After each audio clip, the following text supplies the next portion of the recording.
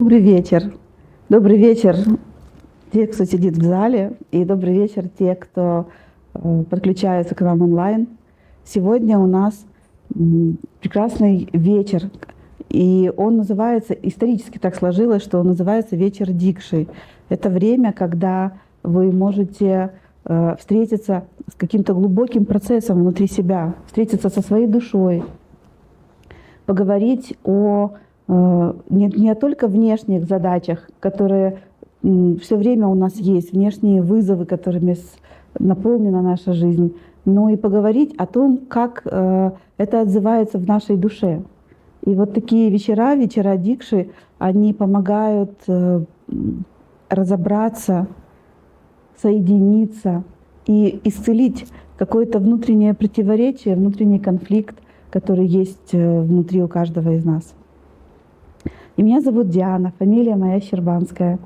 И я очень рада, что сегодняшняя встреча представит меня для многих из вас, может быть, в каком-то новом качестве, в качестве такого, знаете, духовного искателя, человека, который ищет ответы на свои вопросы, не связанные с внешним миром. Хотя, несомненно, этот поиск, его начало легло через глубокое внешнее какое-то проявление. То есть в моей жизни это было так. У меня был внешний конфликт, я внешне чувствовала, что, знаете, здесь немножко не так, здесь немножко не так, здесь немножко не так. И в тот момент, когда этот вопрос стал для меня актуален, в моей жизни все физически было очень хорошо. Я была успешным бизнес-тренером, я была замужем, у меня были, я воспитывала детей, у меня был дом, собака, машины, друзья. Но у меня почему-то внутри было вот все время чего-то мне не хватало. И я помню этот процесс, когда я впервые полетела в Индию. Я не знала, куда я еду, я знала только, что я туда еду. Я чувствовала такой внутренний порыв, внутренний зов, что я хочу туда поехать. И я помню это было 10 лет назад, свой разговор сама с собой в самолете, когда я говорила себе, что немножко с мужчинами надо разобраться, немножко с детьми, немножко с лишним весом, немножко с деньгами, немножко с работой, немножко с собой. И вот это вот немножко затянулось на долгие годы, когда я обнаружила, что все причины моих проблем находятся во мне. И это был, согласитесь, сегодня, в 2018 году, этот тезис, он звучит. Вы можете с ним встретиться. Согласны? Но в 2008, когда я с ним встречалась, это не так было для меня очевидно. Это было совсем не очевидно. И сколько потребовалось мудрости моим преподавателям в Университете Единства в Индии, сколько потребовалось процессов глубоких, чтобы это стало для меня абсолютной реальностью, что все, что со мной происходит во внешнем мире, только отражает то, что происходит со мной внутри. И если снаружи у меня идет война, то эта война отражает внутреннюю войну. И если у меня снаружи не ладятся дела с деньгами, то значит внутри я воюю или соревнуюсь с деньгами. И если у меня не лады с партнерами, с отношениями, значит у меня там внутри какая-то моя внутренняя трагедия происходит. Какая-то одна моя часть, может быть, назовем ее женская, не принимает мужскую или наоборот. В любом случае для меня это стало правдой. Той, которую я транслирую вам, и ту, с которой я готова делиться. Может быть, одновременно и простой, и сложный тезис, что причина моих негораздов, причина каких-то конфликтов во внешнем мире, причина моего напряжения в этой жизни, она связана только со мной.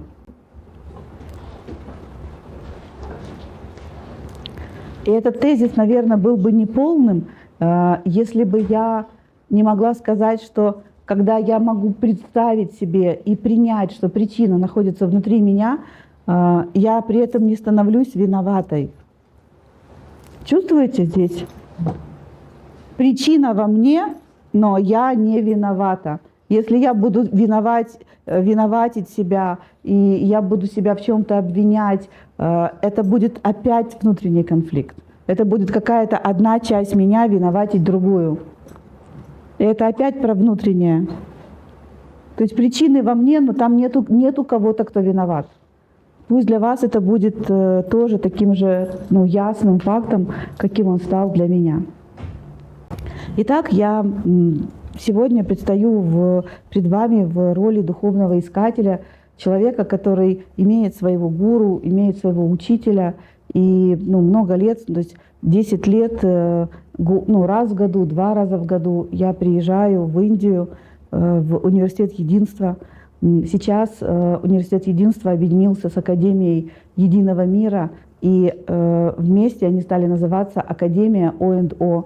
Поэтому я буду пользоваться этим новым названием. И в этом месте мне дали меня. Вот ту, которая может сегодня быть очень живой, настоящей. Видеть, как прекрасен этот мир, и иметь очень глубокое внутреннее такое, знаете, духовное видение. Во мне есть страсть. И эта страсть во мне живет уже много лет. Я страстно желаю, и я реализовываю эту страсть. Я хочу, чтобы вы были счастливы. Я хочу, чтобы я была счастлива, и хочу, чтобы люди вокруг меня были счастливыми. Для меня это очень много значит. И, наверное, эта страсть и делает мою жизнь такой наполненной смыслом. И когда у кого-то из моих студентов, клиентов, учеников в жизни что-то налаживается, и когда я вижу счастливую женщину, которая приходит и приносит такие прекрасные цветы, и ей даже не надо рассказывать, и просто по ней видно, что она счастлива, и я могу видеть эту разницу, и я знаю, что здесь есть тоже мой вклад. У меня нету гордыни, чтобы я могла предположить, что все во мне, дело во мне, и только из-за меня все произошло. Но я точно знаю, что мой голос звучал в твоих ушах, что твое сердце раскрывалось под воздействием медитации и практик, которые мы делали.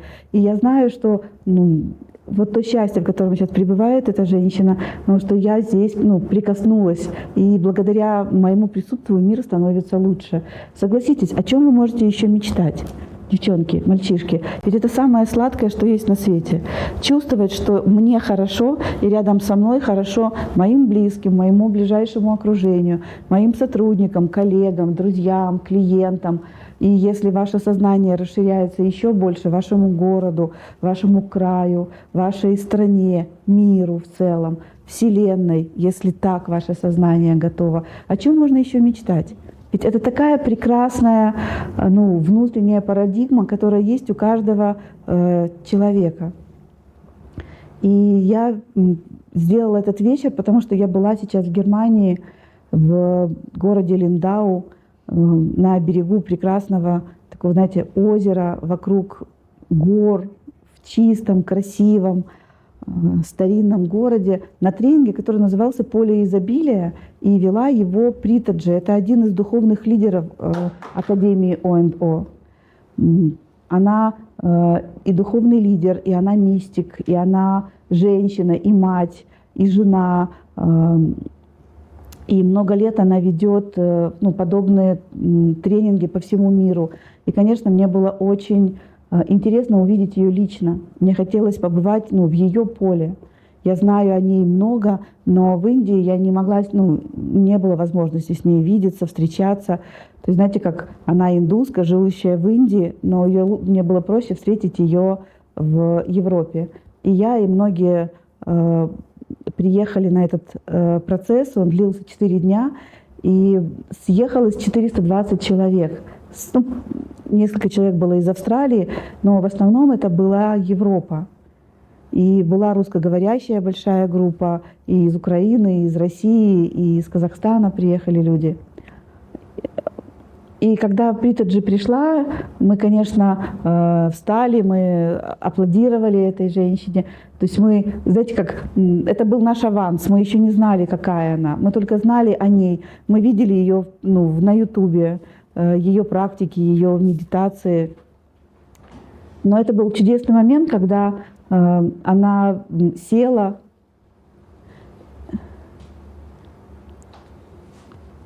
перед нами, вот этим огромным залом, посмотрела на него так с любовью. И стало видно, что мы находимся в поле огромной мудрости. Вот знаете, она из нее просто исходит.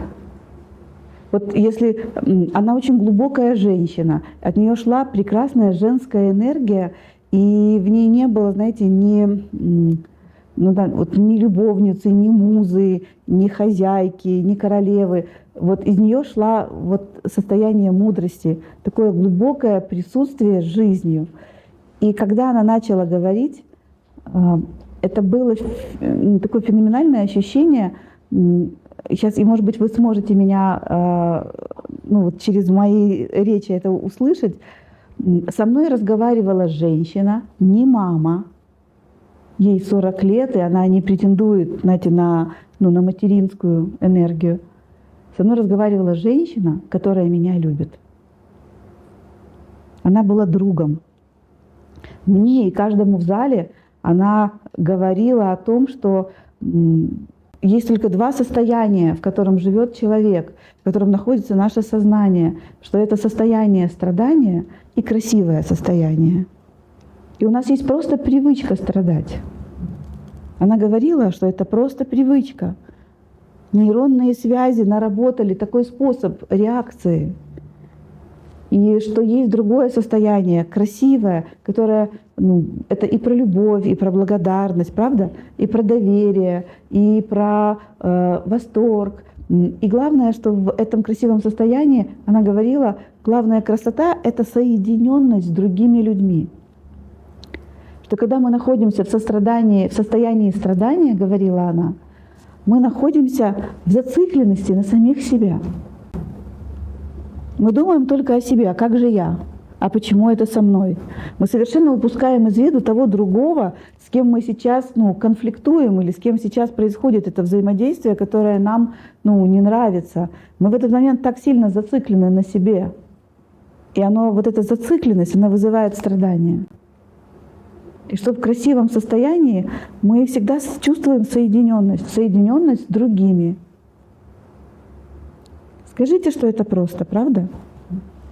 И весь ее курс, он был настолько просто. Вы знаете, что все истины просты. Вот вранье, оно сложное. Но как только ты прикасаешься к истине, она такая простая. И из ее уст это можно было услышать, потому что она говорила то, чем сама являлась. И она сама являла собою этот опыт соединенности. Несколько минут общения с нами, и мы все в зале чувствовали, что она с нами в контакте. То есть она чувствовала зал, мы задавали вопросы. У нее с лица, девчонки, не сходила улыбка. Знаете, не улыбка стюардессы, которая приклеена, а она у нее изнутри шла. Ей было хорошо. И вы знаете, зал, разные люди, приехавшие из разных мест, с разным состоянием. Мы сидели напротив нее, то есть была такая месиво разных чувств. И она сидела и все это любила. И она могла быть в ясности сознания и разговаривать с нами из этой чудесной ясности.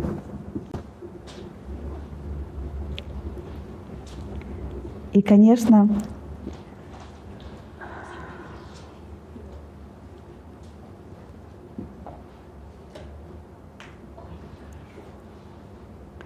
мне хочется тоже сегодня поговорить о соединенности. Это нормально будет для вас?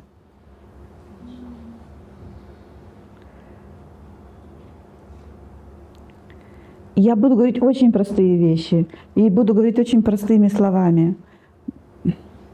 Потому что соединенность при всем, знаете, замысловатости этого слова, это не так просто. Давайте просто на секунду всмотримся в нашу жизнь и увидим, что мы все время соединены с другими людьми. Что не бывает ни одной секунды нашей жизни, когда мы не взаимодействуем с другими людьми. Если вы сейчас ехали в лифте, чтобы подняться сюда, то кто-то придумал этот лифт, кто-то его сделал, кто-то его эксплуатирует, и там где-то сидит женщина, может быть, уставшая от жизни, а может быть, счастливая, которая ответит на, если вы нажмете и скажете: я застряла в лифте, у меня проблема, и она, может быть, там простуженным или прокуренным голосом скажет: да, сейчас придет мастер. Что бы вы ни делали, покупали еду, одежду, находились дома, сидели в интернете, даже если вы вышли на природу и гуляете по парку, вы все время взаимодействуете с людьми. Это кто-то сделал для вас, это кто-то сделал до вас. Может быть, 1000 лет до вас, может быть, сотни лет, может быть, 10 лет, но это было сделано другими людьми. Мы все время находимся в контакте, при том, что мы об этом никогда не думаем, не задумываемся и не чувствуем себя в контакте. Главная наша любимая игра, в которую мы играем: «Я один, совсем один».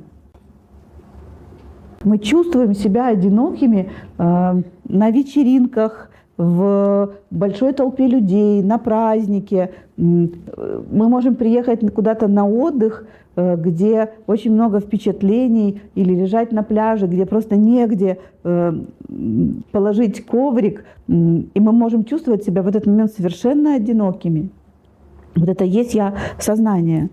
И вот в эта игра, что я один, совсем один, меня никто не любит, или я никто, или я ничтожество, и поэтому со мной никто не общается. Это и есть я сознание, и это вызывает страдания. Подумайте, ведь это игра. То есть, другим словом, ведь это неправда. Неправда то, что возле вас никого нету. Неправда, что никто не помогает вам. У нас есть опыт, у нас есть воспоминания, когда нам кто-то не помогал, правда? Да или нет? Может быть, мы не просили о помощи и тихо страдали, а может быть, мы кричали о помощи, и никто не отозвался. И из этого мы, может быть, сейчас так покиваем и скажем: да-да-да, никто не помогал. Вот тогда нужна была помощь, и никто не помог. И мы можем сейчас с удовольствием апеллировать моим словам о том, что нам помогает все время весь мир. Но если мы сейчас посмотрим на свою жизнь, на работающий кондиционер, на интернет, на меня, которая рассказывает вам, на вас, которые пришли ко мне в гости, на тех людей, которые смотрят с экранов своих ноутбуков и телефонов, мы все время вместе. Сейчас вы можете осознавать, что я вам говорю? Ум говорит вам, что вы один, а правда в том, что мы все время в связи с другими людьми, в бесконечной связи. Кто-то приготовил чай, который вы пьете, кто-то изготовил чашку, кто-то сделал так, чтобы в кране течет вода, и если вы пьете там бутилированную воду, то кто-то туда ее поместил, и кто-то вам ее доставил. Есть кто-то, кто вас учит, есть кто-то, кого вы учите, есть кто-то, для кого ты поешь, Таня, и есть кто-то, кто тебя слушает. Но мы все время забываем об этом, нам невыгодно играть в эту игру, нам невыгодно чувствовать себя частью этого мира, потому что будет очень сложно страдать.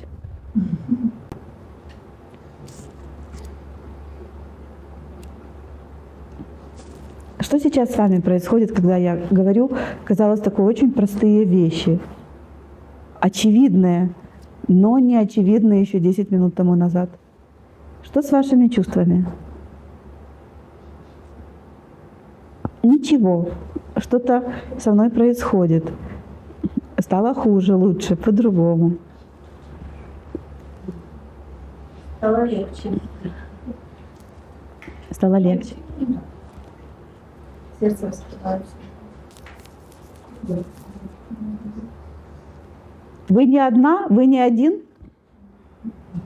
Я себя, когда ехала, думала о состоянии отделенности своем.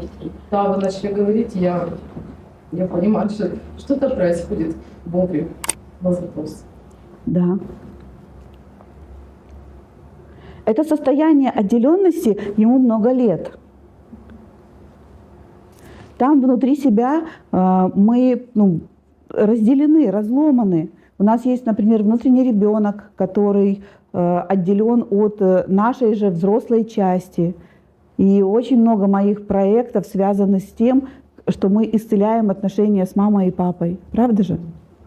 Чтобы там внутри эта разделенность перестала быть реальностью. Она нереальна, но ребенок почувствовал себя в тот момент, когда ему не дали помощи, когда родителей не было рядом. Он почувствовал себя беспомощным, одиноким. У нас внутри есть конфликт, который знают все женщины. Это когда женщина говорит себе: «Я только женщина». А мужчина говорит себе: «Я только мужчина». И тогда так сложно понять ее, так сложно понять, и так сложно понять его. И тогда мы в этом находимся в своем я-сознании, и я женщина, а он мужчина, их вообще нельзя понять. Они с Марса, мы с Венеры. Да бред это. Внутри у каждого из нас есть внутренний мужчина и внутренняя женщина.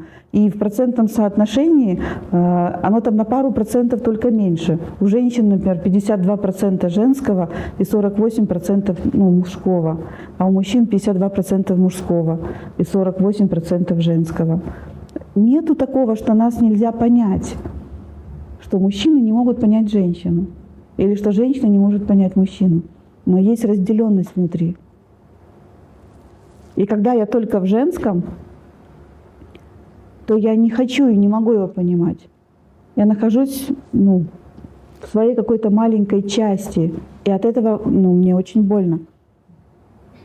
А просто представьте себе, что вы позволили себе понять партнера. Я понятно сейчас говорю слово «понять»? Не сделать, как он хочет, а понять его чувства. То есть быть в сопереживании, ведь это и есть соединенность. Понять его чувства, понять его мотивы. И когда-то я, по профессии бизнес-тренер, когда-то мы использовали такой термин «вин-вин».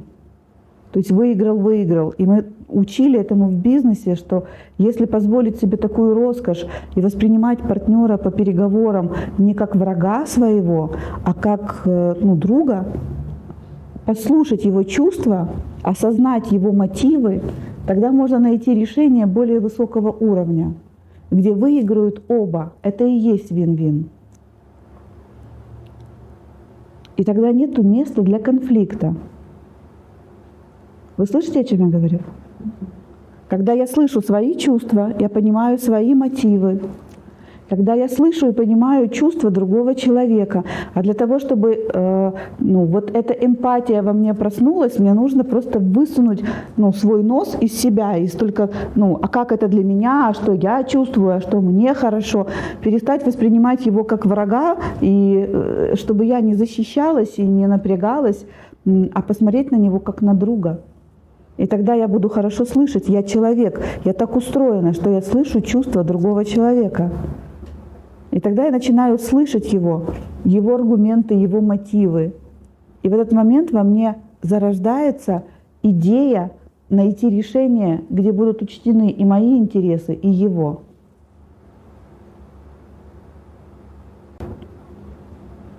И у нас внутри есть,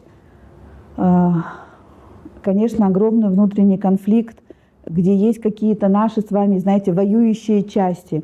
Одна часть говорит, такая, знаете, прокрастинирующая часть, которая говорит: я ничего делать не буду, ничего не получится, которая обещает и не делает. Знаете такую часть у нас? Которая откладывает все на потом,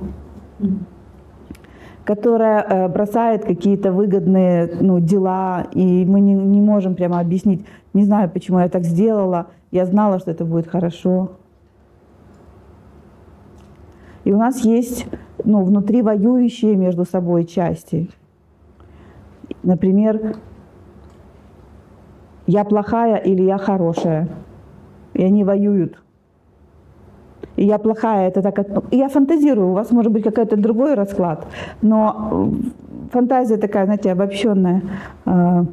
Я плохая, и если я плохая, то я могу делать все, что я хочу. А я хорошая, а хорошую меня любят. И вот они две воюют. Одна хочет делать то, что она хочет, а вторая хочет, любви. И у нас внутренний конфликт. И он съедает очень много энергии. И поэтому мы так зациклены на себе, и у нас включено это я-сознание, и мы находимся в этом состоянии страдания. Но в красивом состоянии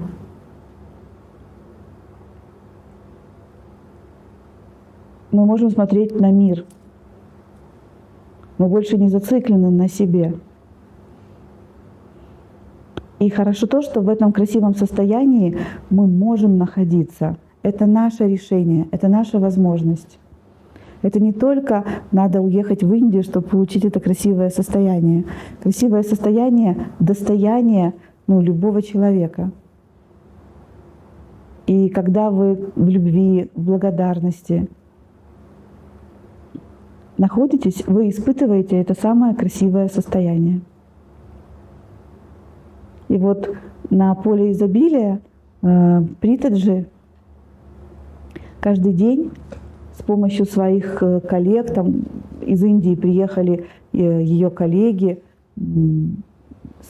Самадаршини, Нарасим Кумар, и четвертый, я его имя так и не запомнила, я его впервые видела. Они проводили для нас вот это путешествие, где каждый вечер Притаджи делала медитацию, которая называлась «Поле безграничного сознания». И, наверное, это самая лучшая медитация в моей жизни. И я очень рада, что можно было принимать участие в такой медитации, где мне говорили: от вас ничего не зависит, просто сядьте, закройте глаза, и с вами сейчас все произойдет. Правда, это хорошие слова, от которых появляется такое облегчение, потому что ум больше не может сказать: я не справлюсь, у меня не получится, а если я усну. Чему-то более высокому, чем я, чему-то большему, чем я могла передоверить процесс своей собственной глубокой трансформации. И Притаджи уходила в глубокую медитацию. И мы присутствовали, мы сидели с закрытыми глазами. Максимум, что от нас попросили, это немножко вот так подвигаться и внимание перенаправить в центр лба. И внутри происходило, вот каждый вечер она делала для нас эту практику, длиной где-то в час, происходило растворение на санскрите, это называется санскара, то есть растворение негативных программ. И оставалось все больше и больше покоя, больше радости, больше света. И она, конечно, Притаджи необыкновенная. Знаете, я давно не влюблялась, и я приехала влюбленная. Я увидела прекрасную женщину, которая, знаете, для меня она была прекрасна еще и тем, что она не оторвана от жизни.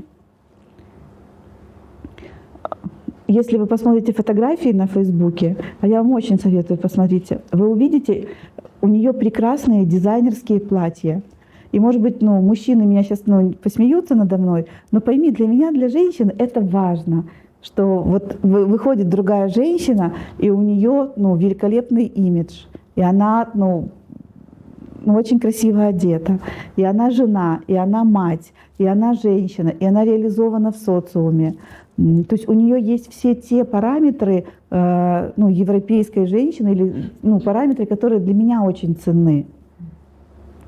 И она не сидит на какой-то священной горе в рваной одежде, отрешенная от жизни. Она может быть вот в этом красивом состоянии, оставаясь со всеми вызовами. Она жила в каком-то отеле в Линдау, она кушала в каких-то ресторанах, она путешествует на самолетах, на поездах. То есть с ней случается та же жизнь, что случается с вами и со мной.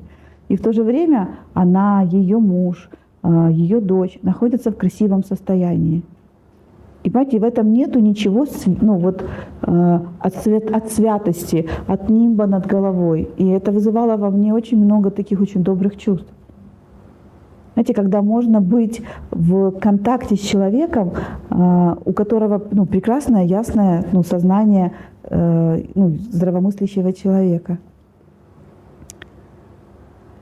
И, может быть, вы знаете про практику безмятежного ума. Поднимите руки, кто знает. Не все, но большая часть знает. Спасибо. Я не знаю, у нас есть чат какой-то, чтобы спросить ребят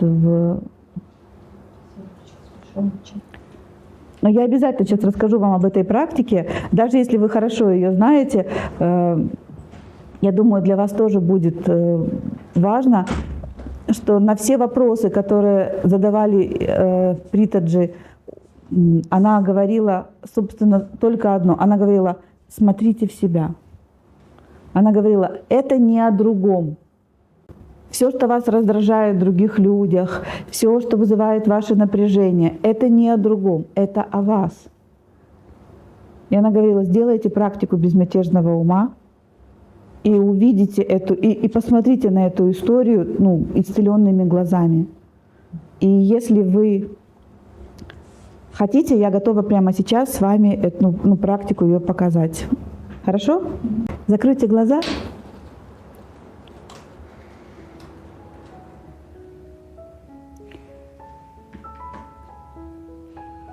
И почувствуйте свое дыхание. Поверьте, на свете нет ничего интереснее вот этого разговора с миром, разговора с Богом. Когда вы вдыхаете свою жизнь и выдыхаете свою жизнь. Как можно, чувствуя эти вдохи и выдохи, думать, что вы одни?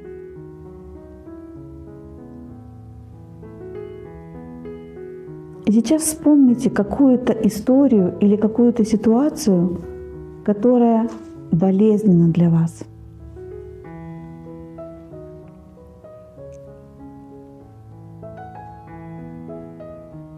Что-то, что вызывает ваши страдания, напряжение.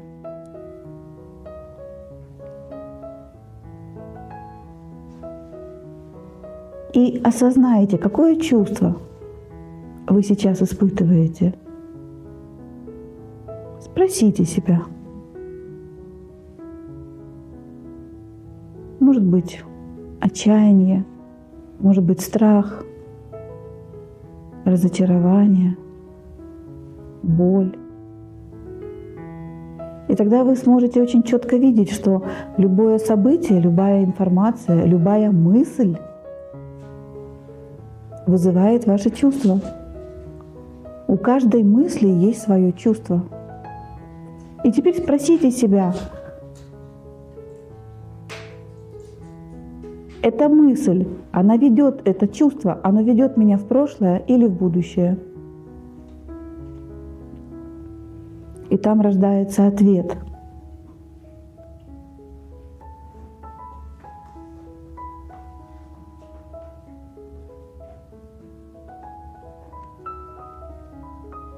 И теперь представьте себе в районе третьего глаза пламя свечи.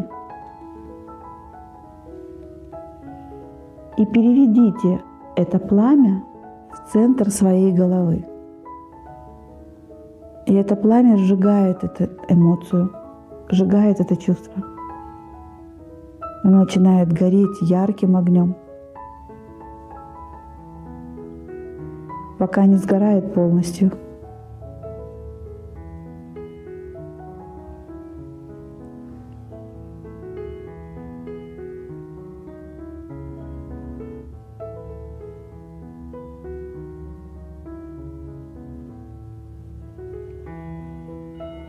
Вдохните, выдохните и откройте глаза.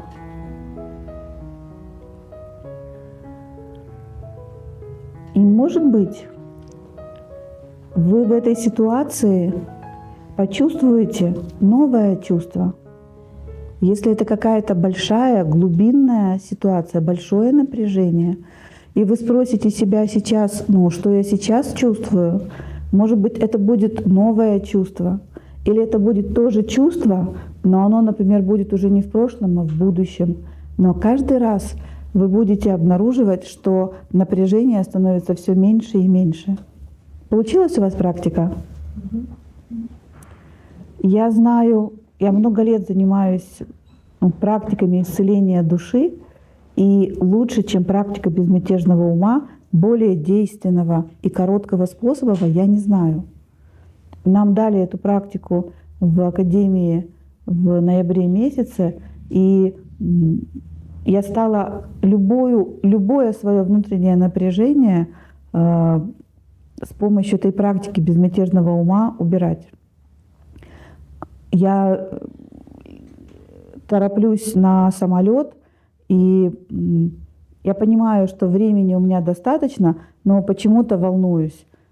И раньше я просто с этим волнением оставалась. А сейчас я делаю практику безмятежного ума, и пока я доезжаю до аэропорта, я уже ее 5, 6, 10 раз, то есть с разных, то я волнуюсь, то я тревожусь, то я боюсь, то я злюсь на себя, то я злюсь на кого-то. То есть я пока доехала до аэропорта, от моего напряжения ничего не осталось.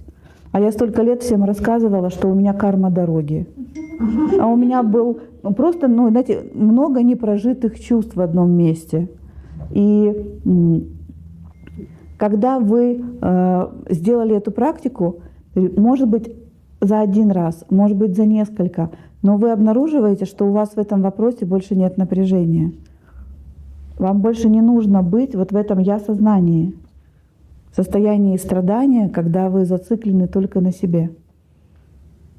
Вы можете в этот момент обнаружить, что вы контактируете с другими людьми, что вы можете чувствовать не только себя, но и другого. Как вам такая практика? И сейчас, когда кто-то в зале в Линдау спрашивал у Притаджи, она все время возвращала к этой практике. Самое простое. Вы можете даже не выходить из коммуникации. Вы можете, оставаясь в общении с кем-то, если вы чувствуете, что у вас есть напряжение. Медитировать. Так, прошлое или будущее. Полила. Я скажу свой опыт, что я в этой практике дошла до какого-то, до автоматизма. То есть я ее очень много практикую, и она, идея ее использовать, да, ведь очень важно, чтобы у ума была идея это использовать, чтобы появились новые нейронные связи, и они появились. И сейчас в какую-то я попадаю негативную историю. Первое, что мне приходит в голову, практика безмятежного ума. А поначалу я даже не могла запомнить, как она называется. Практика какого-то там ума. Потому что мой ум не мог никак запомнить, что он может быть безмятежным. Но сегодня ум может быть безмятежным и при этом быть очень функциональным. Итак, давайте еще раз сделаем эту практику. Закройте глаза и 3 раза осознанно подышите.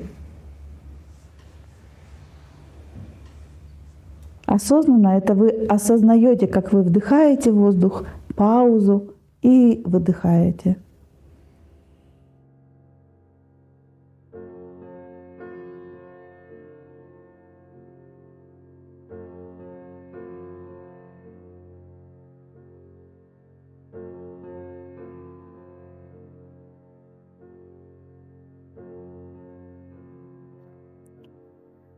Вспоминайте какую-то ситуацию, которая вас тревожит или волнует, или делает вам больно. И осознавайте, какое чувство у вас есть в связи с этой ситуацией.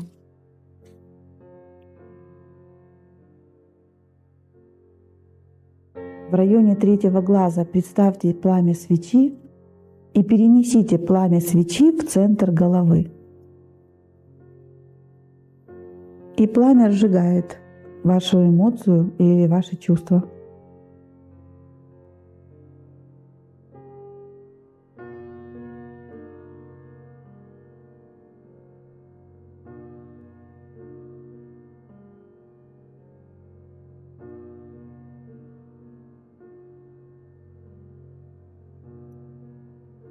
Еще раз. Какая-то, может быть, эта же ситуация, какое чувство, оно ведет в прошлое или в будущее. Пламя свечи в третий глаз и переводите пламя свечи в центр головы и сжигаете это чувство.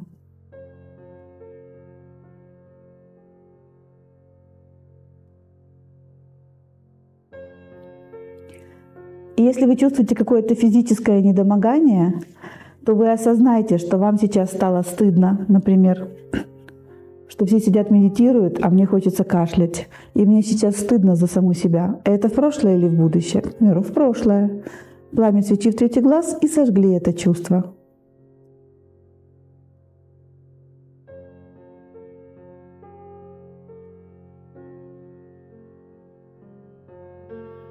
Вдохнули, выдохнули и открыли глаза. Как это для вас? А? Уже легче. Легче. За сотого раза вы будете просто убийцами своих негативных чувств.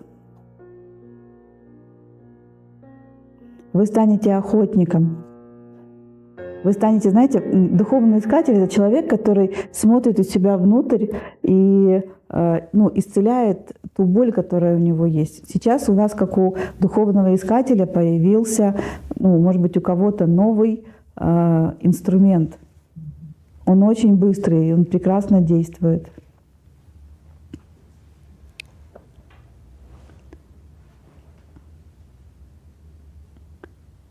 Можем двигаться дальше?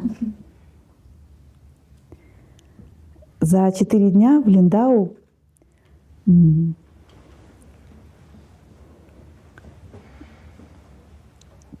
Притаджи провела нас через исцеление. Мы исцеляли внутреннего ребенка.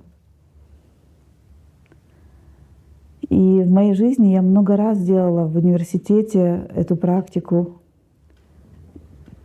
И каждый раз в ней было самым таким трогательным моментом, когда нам говорили, ведь на кого обижается ребенок? Он обижается на родителей. И каждый раз, когда мы доходили до этого момента, и нам говорили: увидьте своих родителей маленькими, увидьте, какой жизнью они жили, что было у них, что травмировало их, какой вызов они проживали в своем детстве, какова была их жизнь. И вот на этой практике я так горько плакала. Не тогда, когда обычно я плакала, всегда, когда я была маленьким ребенком и видела себя бедную, обиженную. А здесь у меня слез не было совсем. Но когда я плакала, когда я увидела своих родителей, когда я задумалась не о себе, помните, вот, я зациклена, когда я задумалась не о себе, а я задумалась о них. Каким сложно было справляться с этой жизнью, сколько вызовов было у каждого из них, как менялся мир, как почва из-под ног у них выходила, как те идеалы, с которыми они родились и на что они опирались, как эти идеалы попирались, как они менялись. Я плакала огромными горючими слезами, когда думала о своих родителях. Я не предлагаю вам сейчас такие же горючие слезы, но мне бы хотелось, чтобы вы сейчас тоже позволили себе эту роскошь и обратили свое внимание на папу и маму. Закройте глаза.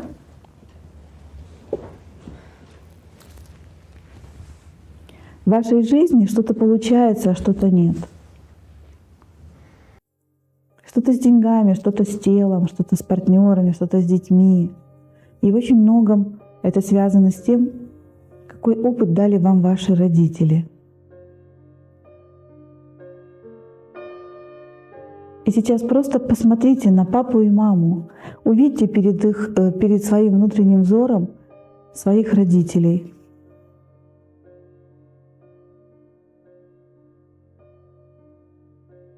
И пусть они становятся все меньше и меньше, пока они не станут маленькими. Маленькая девочка и маленький мальчик. Может быть, вы что-то знаете о их детстве. Может быть, вы можете добавить какие-то детали.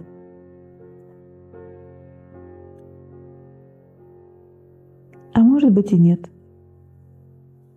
Но просто смотрите на них сейчас, на маленьких. Просто почувствуйте, как она и он хотят любви. И как, может быть, им не хватает маминой любви. И, может быть, каждому из них или в отдельности не хватает папиного внимания. И, может быть, в их семье голодно, а может быть, в их семье много детей.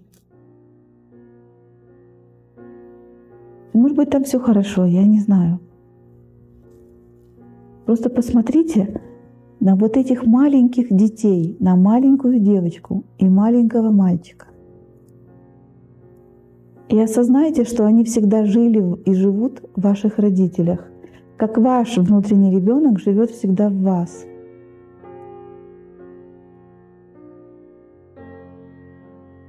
Посмотрите, сколько там боли, потребностей в заботе.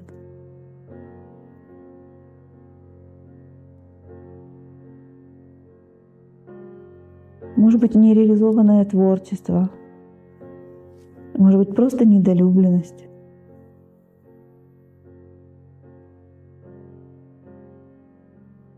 И они всегда есть в вашей маме. И они всегда есть в вашем папе. Маленький мальчик и маленькая девочка, которые нуждаются в любви. И позвольте себе поместить их в свое сердце. Ведь вы чувствуете сейчас к ним сострадание и любовь. Правда? Кивните, если это так. Ведь они вызывают у вас чувства хорошие.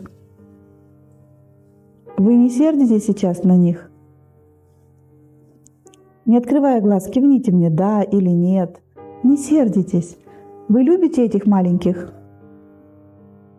Вы испытываете к ним сочувствие, сопереживание? Да или нет? Да. Пустите их в свое сердце.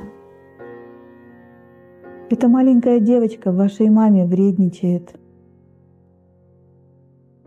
Это маленький мальчик внутри вашего отца не мог быть в контакте с вами, потому что у него не было такого опыта.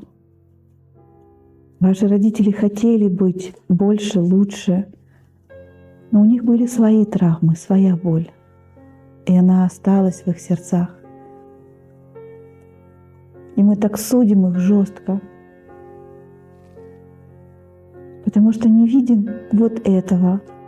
А сейчас, когда я могу впустить их маленьких в свое сердце, они там встречаются с моей маленькой девочкой, а у мужчин встречаются с маленьким мальчиком. И как-то больше нет претензий.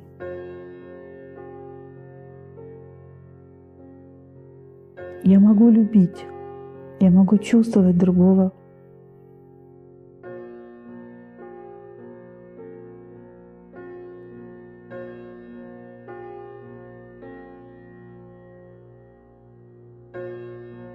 Вдохните, пожалуйста, поблагодарите своих родителей за подаренную жизнь на выдохе. Вот эти два маленьких ребенка, вот этот мальчик и эта девочка когда-то встретятся, и у них возникнет чувство, может быть, на 5 минут, может быть, на 5 лет, может быть, на всю жизнь. И из этого чувства родитесь вы.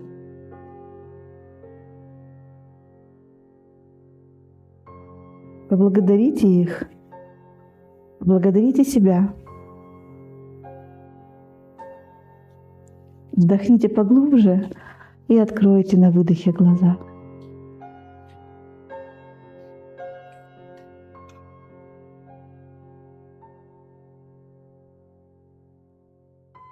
Как это для вас? Что вы чувствуете? Тепло? Еще? Поделитесь, пожалуйста. А на как обижаться? А за что? Ну да, ушла обида совершенно. Если были какие-то претензии, они просто испарились. Да. Как можно обижаться, когда я теперь могу чувствовать и понимать, вот откуда, вот кто обижал меня. Тот, кто меня обижал, ей 5 лет. Моя мама 32-го года рождения. Она родилась в Украине, где был голодомор, и она всегда хотела кушать. Я не хочу об этом думать, я не хочу об этом, я думаю только о себе, или я могу обратиться вот сюда и увидеть, кто был со мной жестоким. Вот эта маленькая девочка, я не могу на нее обидеться, я могу ее понимать. И такой же маленький ребенок есть в каждом человеке.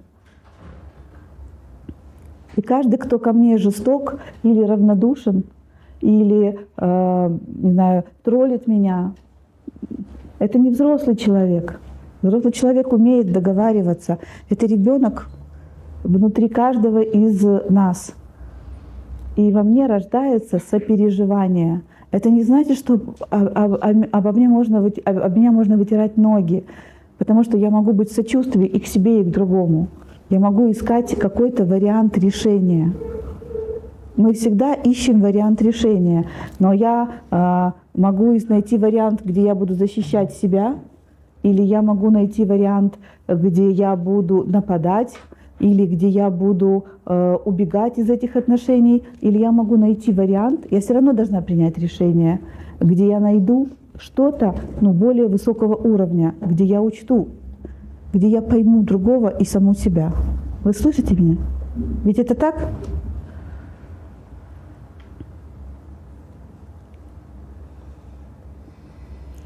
И да. Вопрос. Да. Это наконец. И я хочу сказать, что я буду рада, если вы тоже будете задавать вопросы. Я надеюсь, что вас не приглушила этой темой, что я такую молчаливую группу никогда еще не видела за 10 лет этих встреч. Так, Танечка, вопрос к Диане. А чтобы чувство сжечь, нужно его визуализировать? И поможет ли этот метод в работе с психотравмой детства? Да, его визуализировать не нужно, достаточно только осознать. Я сейчас у меня просто ничего нету, я сейчас злюсь. Вот, мне достаточно осознать, я сейчас злюсь. Это прошлое или будущее? Прошлое. Пламя свечи третий глаз, перевожу пламя свечи в центр головы, и происходит процесс, то есть оно сжигается. Она была там связана, эмоция была связана с этой информацией, и происходит такое растождествление в левом и правом полушарии. Мне просто не хочется вам переводить это на язык науки, оно от этого не упростится. То есть сама практика безупречна.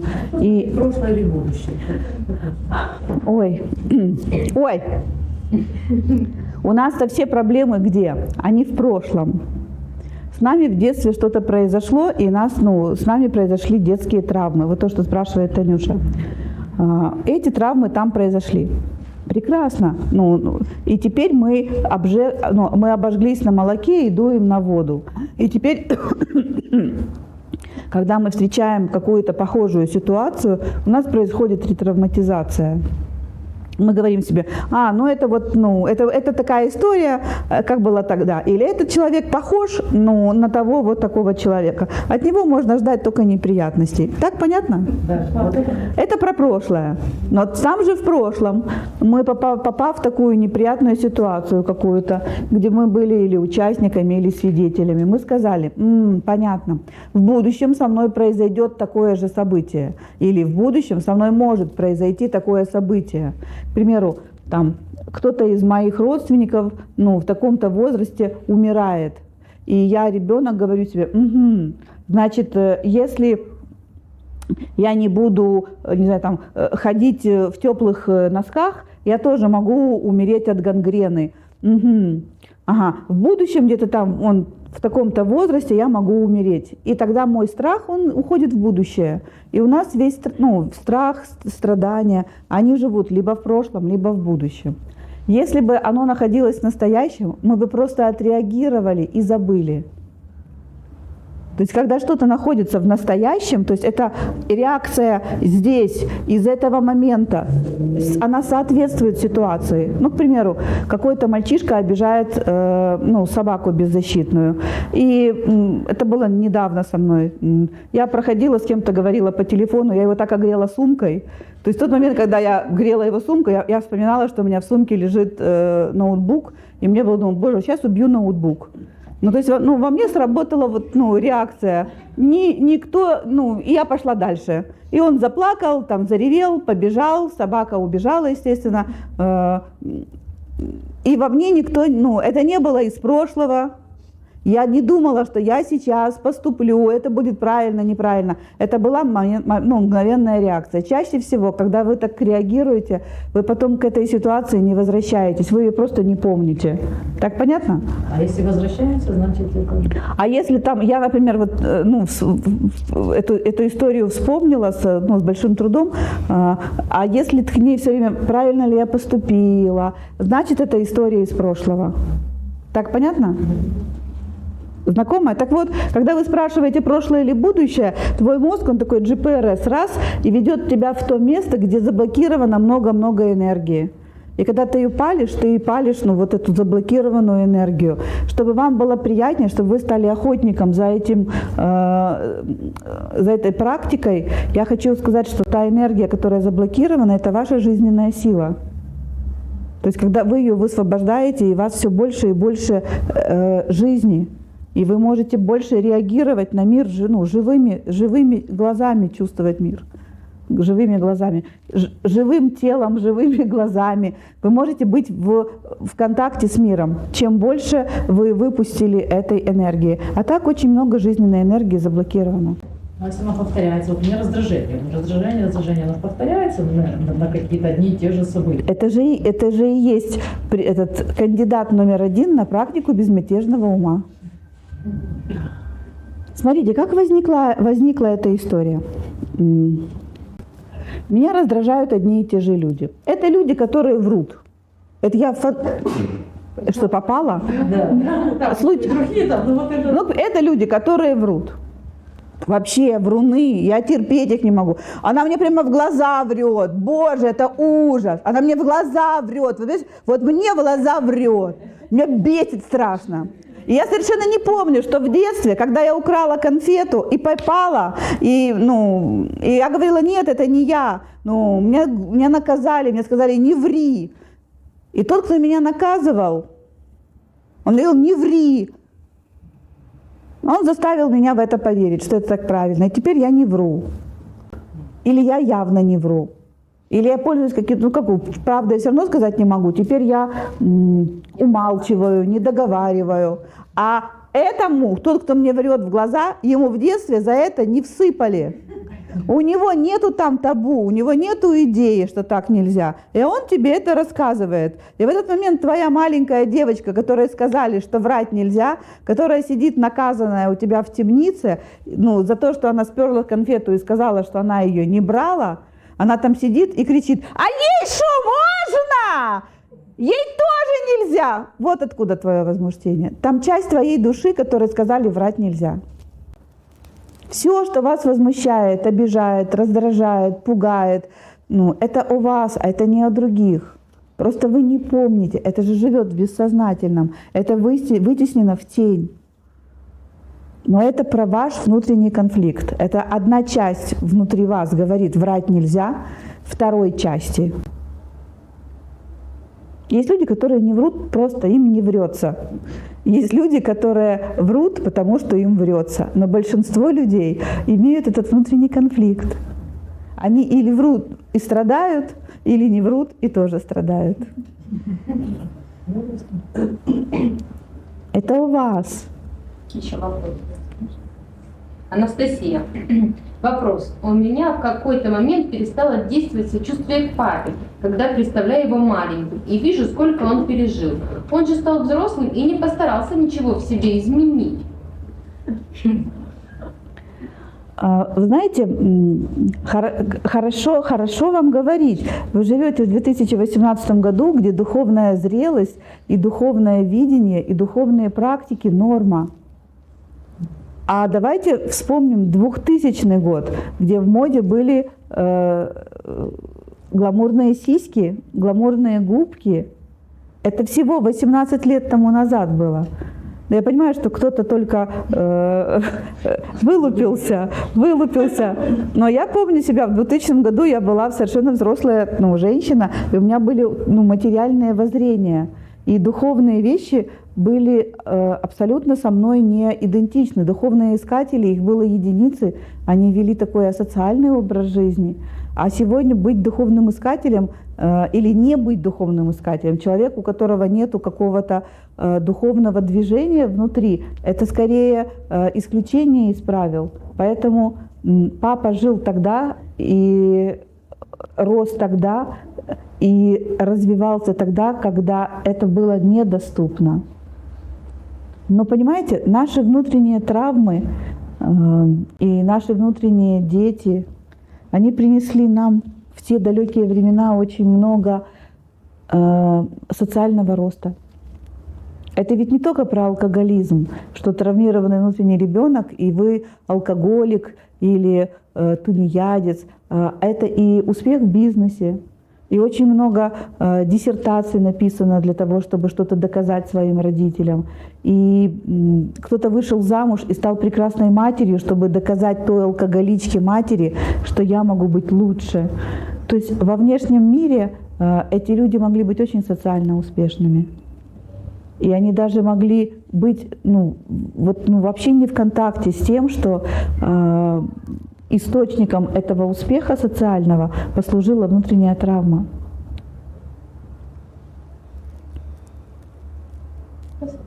Знаете, я хочу на минуту не повернуть вас в прошлое, а повернуть вас в будущее на 18 лет вперед.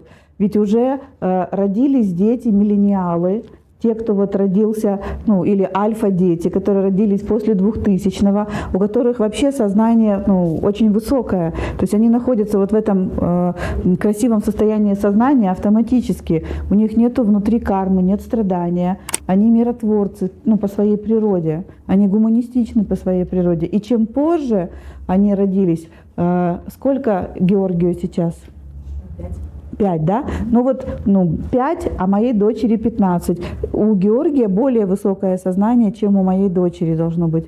То есть чем позже они родились, уже после 7-го, 8-го, 9-го года, после 10-го, тем выше их сознание. Они просто миротворцы, понимаете? У них нет внутреннего конфликта определения. Они смотрят на нас, и мы им смешны, по-доброму смешны со своими страданиями, куриными мозгами и со своими травмированными детьми. Они родились мудрыми, и их видение жизни совершенно другое. И в этом прекрасном ребенке, который вырастет, и когда ему скажет Анастасии: мама, а что ж ты так долго травмированная ходила и не могла папу простить? Так странно, я так смотрю на тебя и удивляюсь. Это же так просто, жизнь прекрасна. Твой отец, он герой, он прекрасный человек, он подарил тебе жизнь, он подарил тебе меня. Благодаря ему, есть я у тебя. О чем можно говорить про папу?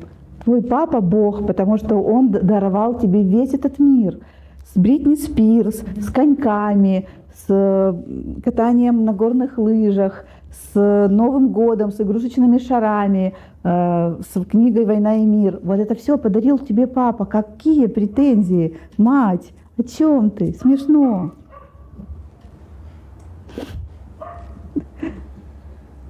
С матерью Анастасия. Я хочу, чтобы то, что сказал этот ребенок из будущего, вы услышали все.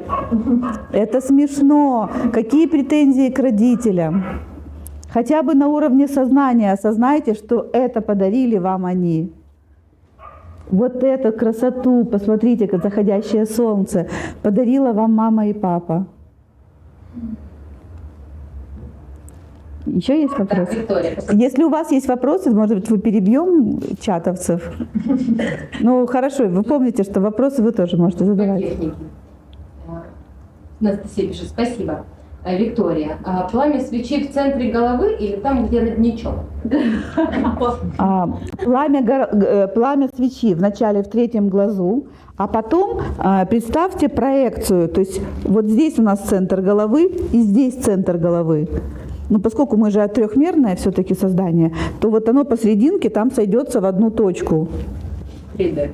Да, это реально внутри вашей головы. В Линдау нам даже говорили, как на санскрите называется вот эта часть мозга, которая находится внутри головы. Я боюсь только, я боюсь, что я не смогу повторить, Гиранья Гарбая, но я неправильно произношу. Если у нас будет какой-то общий чат, я обещаю, что я посмотрю, у меня есть запись в тетрадке. Это тот участок мозга, который отвечает говорила Притаджи, за раскрытие сознания, чтобы сознание расширилось, чтобы оно не занималось только я. Потому что, вы понимаете, что вы часть вот этого прекрасного мироздания. Вы не отдельны от него. То есть у нас есть коллективное сознание или божественное. Как вам лучше это понимать? Коллективное сознание. Это так нормально понимать? На Discovery, на YouTube есть очень много красивых видео, где стая птиц одномоментно поворачивается. Или рыбы, которые косяком плывут. Они не по очереди поворачиваются, они мгновенно. То есть коллективное сознание управляет, чтобы они были живыми, чтобы с ними было все в порядке. На этом уровне мы понимаем, что такое коллективное сознание? Да или нет? И вот коллективное сознание, там нету отдельно кого-то. И у этого коллективного сознания нету по отношению к нам никаких гнева, ненависти и наказания. Там вообще нету этой идеи. Это как если я скажу вам, что вот ваше тело и каждая клеточка вашего тела, а у нас их там больше, чем звезд на небе, клеток в теле, вы можете мне признаться честно, что вы ненавидите какую-нибудь клеточку или хотите ее наказать? Вы же по отношению к своему телу божественно себя ведете, правда же? Вы же любите свое тело, да или нет? Мы любим, мы нежны к своему телу, мы хотим, чтобы оно было живо, как можно больше, чтобы оно развивалось, чтобы оно было счастливо. Вот такие же, понятно, что я очень упростила, но такие же чувства испытывает коллективное сознание к каждому человеку. И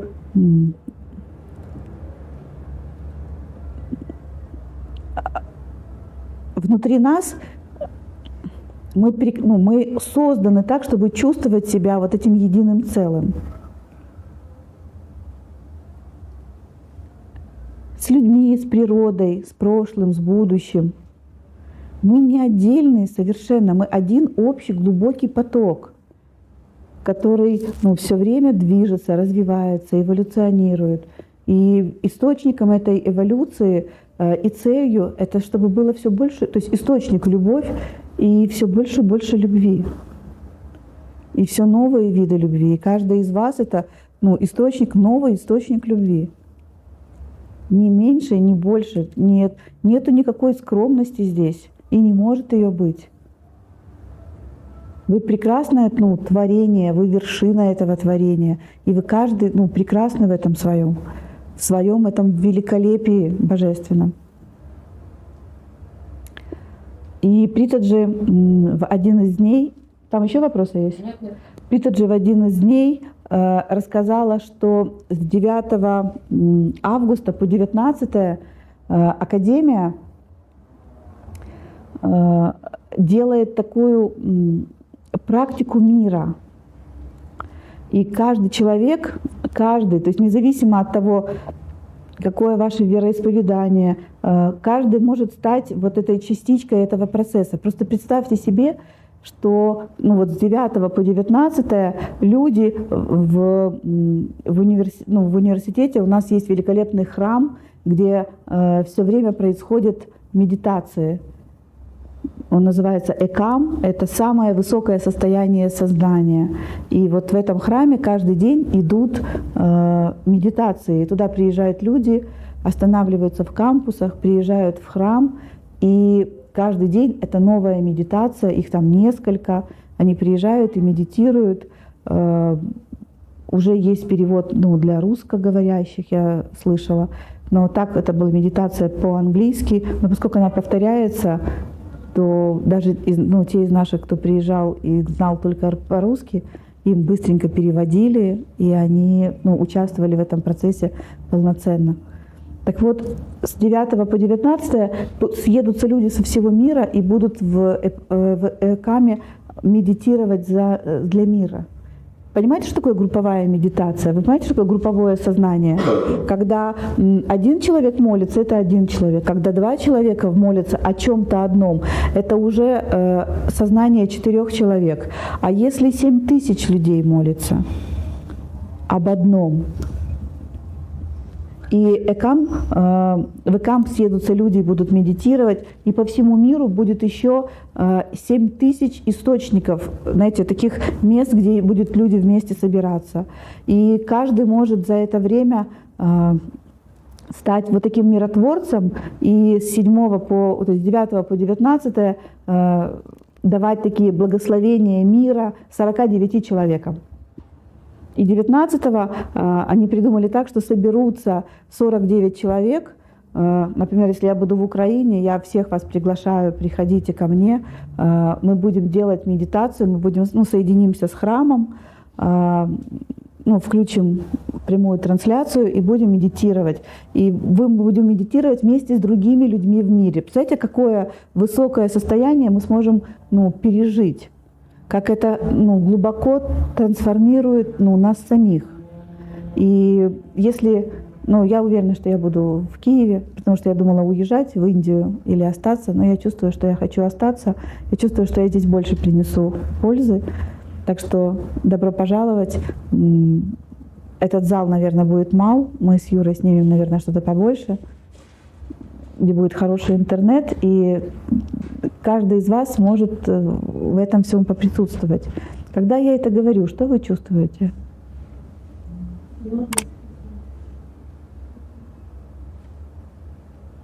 Скажите о своих чувствах. Не надо молчать, пожалуйста. Или скажите, я ничего не чувствую. Это точно так же хорошо. Я просто буду больше стараться. Я точно буду, хотя, конечно, хочу ехать на море, но буду с моря. Ваши чувства сейчас? Благость, счастье. Благость. Благость. Угу. И что-то с эго происходит, это было очень давно. Мудрость. Понимаете, оказывается, что я могу повлиять на мир. Я могу быть частью чего-то очень хорошего и достаточно простого, чтобы изменить сознание других людей. Я ведь связана с сознанием других людей. Каждый из нас связан как минимум с 1000 людей. И это понятно, что связано? В моей голове есть воспоминания, участки нейронов, где связаны с мамой, с бабушкой, с сестрой, с моими клиентами, друзьями, с возлюбленными, с детьми, с друзьями моих детей. Правда? Там 1000 человек живет. И понимаете ли вы, что когда мое сознание меняется, когда мое сознание трансформируется, мои нейроны начинают работать на более высоких частотах, то эти люди, которые живут в моей голове, они от меня получают другую энергию. Я что-то другое транслирую этим людям. Скоро начнется групповой коучинг «Духовные гармоничные отношения». Он длится 2 месяца, 8 уроков. Мы будем говорить о отношениях гармоничных, духовных с деньгами, с партнером, с высшим «я», с делом, с предназначением, с природой и с телом. У нас есть чат, в котором я участвую вместе со всеми. Я веду все занятия сама, мы делаем раз в неделю. Если вы не посмотрели онлайн, вы можете посмотреть в записи.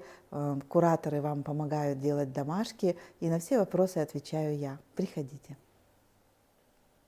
Я уже не говорю о том, как меняются мои отношения с моими близкими, что я начинаю жить в раю, вместо ада, вместо постоянной войны с партнером и детьми и соседкой тетей Клавой, я оказываюсь в состоянии рая. Я хочу идти домой, я хочу встречаться со своими детьми, я хочу приносить эту красоту в мир, который рядом со мной. У меня это мои партнеры, Аня, Юра, еще Даша есть.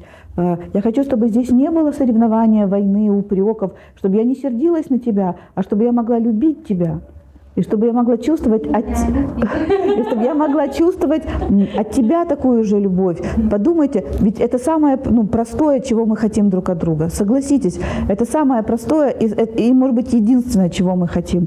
На работе, дома, не знаю, в транспорте, в ресторане. Мы хотим, чтобы между нами тек этот поток. Официант в ресторане. Я его люблю, он меня любит, и я люблю эту еду. Ведь и это несложно. И когда я оказываюсь в таком красивом состоянии, вокруг я начинаю влиять на других людей. Хочу рассказать историю, она напрямую не связана с тренингом, но это было с нами вчера. Мы из Линдау на поезде приехали в аэропорт Мюнхена с моей подругой из Алма-Аты, ее зовут Зауреш. И Зауре летела вместе со мной на самолете до Киева, и потом летела в Алма-Ату. И на регистрации сидел молодой человек, который говорил по-русски. И он вначале зарегистрировал мой билет, потом Зауре. И у нас оказалось, что у нас разные места. И мы попросили его, чтобы он, если может, посадил.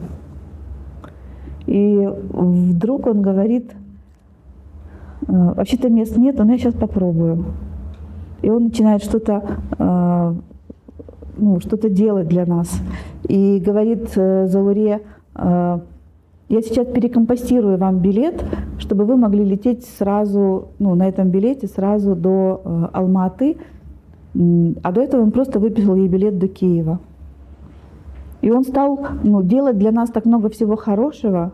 Мы стояли и говорили ему, что он для нас просто такой подарок делает, и что мы такие счастливые стали благодаря его действиям. И вот ровно настолько, насколько я стала счастливой, я ему говорила, пускай ровно настолько вам в жизни тоже повезет.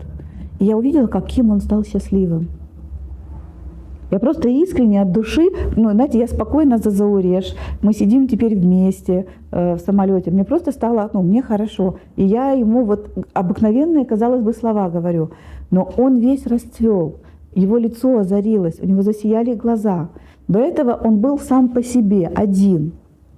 И в этот момент он стал не один, он стал с нами. Я понятно? И вот каждый раз, когда мы становимся счастливыми, этот момент, когда мы с кем-то, когда мы чувствуем связь с другими людьми. А чувствовать связь можно только через любовь, благодарность, восторг, инсайт. Это правда просто? Операционистка в банке, директор крупной компании, водитель такси, люди вокруг вас, и вы с ними взаимодействуете. И, конечно, в первую очередь это близкие. И у нас был очень трогательный процесс с Притаджи. Кстати, Притаджи приедет лично в Россию, в Москву с 23 по 24 августа. Она приедет и будет проводить такой продвинутый курс «Источник и синхронистичность». Синхронистичность — это на нашем языке, когда вам все время везет. Знаете, когда вы в нужном месте оказываетесь в нужном месте в нужное время. И сам этот курс, он построен на источник, это связь с вашим Богом внутри вас и связь с вашим сознанием. И синхронистичность — это процесс, который становится результатом того, что вы в красивом состоянии сознания, и у вас есть некие цели. Все понимают, о чем я говорю? Что когда вы находитесь в красивом состоянии сознания, и у вас есть в жизни какие-то намерения, они начинают происходить и происходить сами. С вами начинает случаться. вы случайно услышали, или кто-то вам позвонил, или вот у меня сегодня был прекрасная синхронистичность, мне надо было заплатить за путешествие, и Даша мне позвонила, а я ехала как раз на кладбище с сестрой, чтобы убрать на могилках. Мы не были с весной, и вот выбрались сегодня. И мне надо было быстро заплатить. И я говорю: Даш, может быть, ты заплатишь? А там приличная сумма. Она говорит: нет, у меня на счету нету. И я говорю: Даша, попроси, пожалуйста, Юру. И она мне пишет через час: все сложилось, Юра смог перевести деньги. И сегодня мне надо было заплатить еще деньги в Соединенные Штаты, там 500 евро, 500 долларов. И я знала, какая это морока в банке, и как это мне в прошлый раз сложно давалось. Ничего не было сложно. Это было просто: я зашла, мне улыбнулся менеджер, и через 5 минут все было сделано. Понятно, что такое синхронистичность? Самым большим чудом было для менеджера в банке, когда мы зашли в кассу, и она говорит: идемте, кассир должен там что-то подписать. И она говорит: ой, никого нету, а до обеда была такая очередь. Вот это синхронистичность, когда у вас открывается дорога. Вы находитесь в красивом состоянии сознания, и вы создаете из этого красивого состояния красивую цель. Согласны, что это разные цели? Цель, созданная из я-сознания, из страдания, из желания что-то доказать, или не умереть с голоду, или быть не хуже, чем другие, или цель, созданная из красивого состояния, когда вы любите себя, любите мир вокруг. И тогда вы очень много хотите сделать для себя и для других. Согласны, что разные источники. Вот об этом Притаджи будет вести двухдневный курс в Москве с 23 по 24 августа. И вы можете у нас, мы продаем билеты, у нас купить эти билеты. И вас ждет вот такая же встреча, как ждала меня. Наверное, я бы сказала, что это самое большое везение в моей жизни. Знаете, 10 лет университета, потрясающие процессы, через которые я прохожу и прошла. И мне кажется, что вот именно это было мое самое большое везение. Я ответила этим курсом, я ответила, на все свои вопросы, которые у меня оставались еще самой собой. Потому что весь этот курс был про то, чтобы внутри меня что-то исцелить.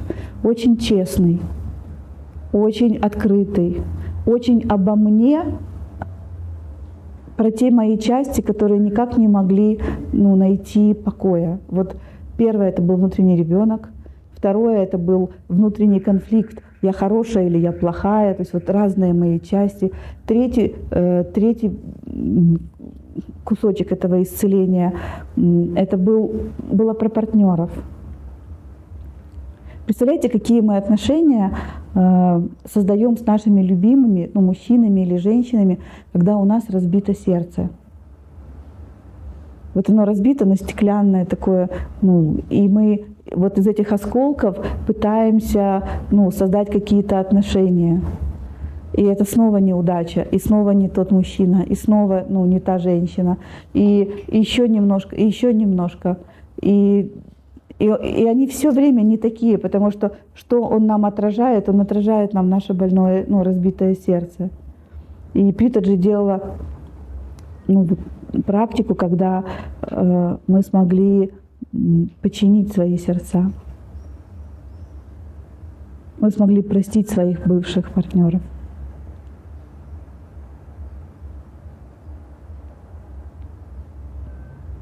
И для этого не надо было больших усилий. Для этого нужно было просто намерение. И мы прошли через эту практику, и она говорила, в зале было много, естественно, семейных пар, и она говорила: обнимите, пожалуйста, своего партнера, или мысленно, или если он есть в зале, обнимите его. И после процесса в чат женщина написала, что я приехала с мужем, и у нас так все не ладилось, мне так было с ним некомфортно, и он все был какой-то не такой. И я пыталась сказать, что все хорошо, но другая моя часть была в этой боли. И когда я проходила через эту медитацию, я увидела, что все претензии, которые я ему предъявляла, это были претензии, которые я предъявляла к своему отцу. Я увидела, что мой партнер ни при чем, что я до сих пор не простила папу. И все разбитые сердца из-за того, что мы не простили.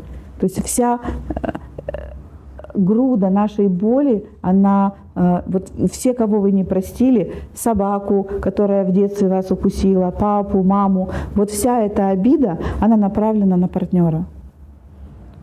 И поэтому любое его слово – это проблема, потому что он все время где-то вас задевает, какую-то вашу обиду. Как вам это?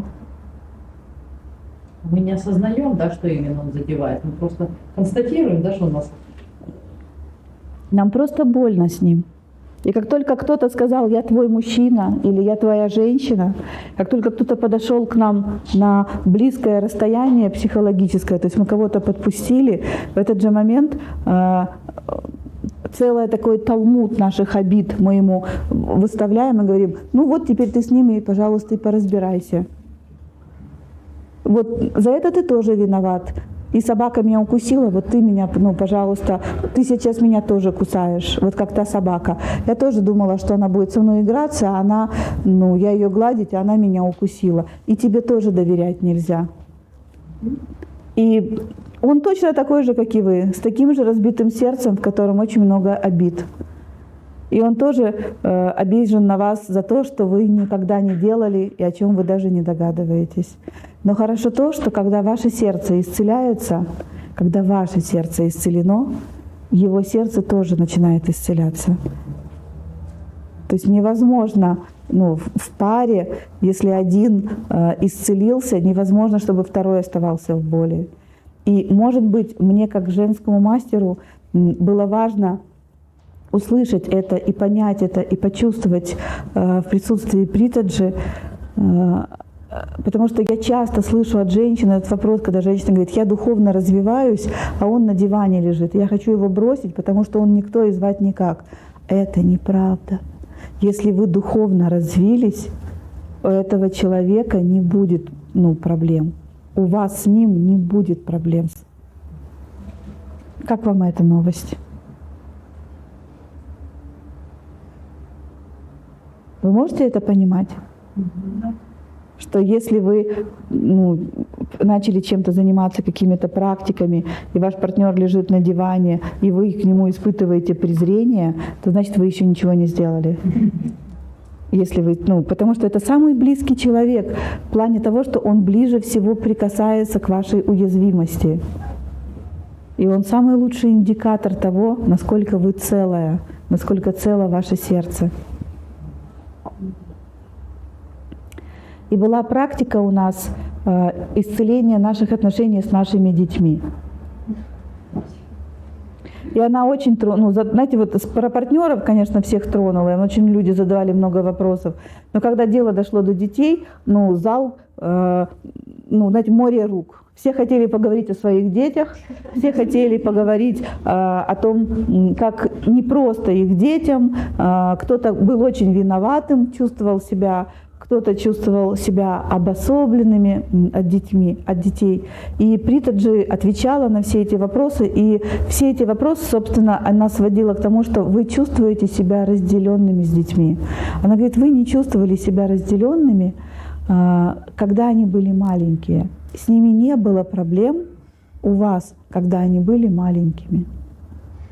Хотя было проблем очень много, правда?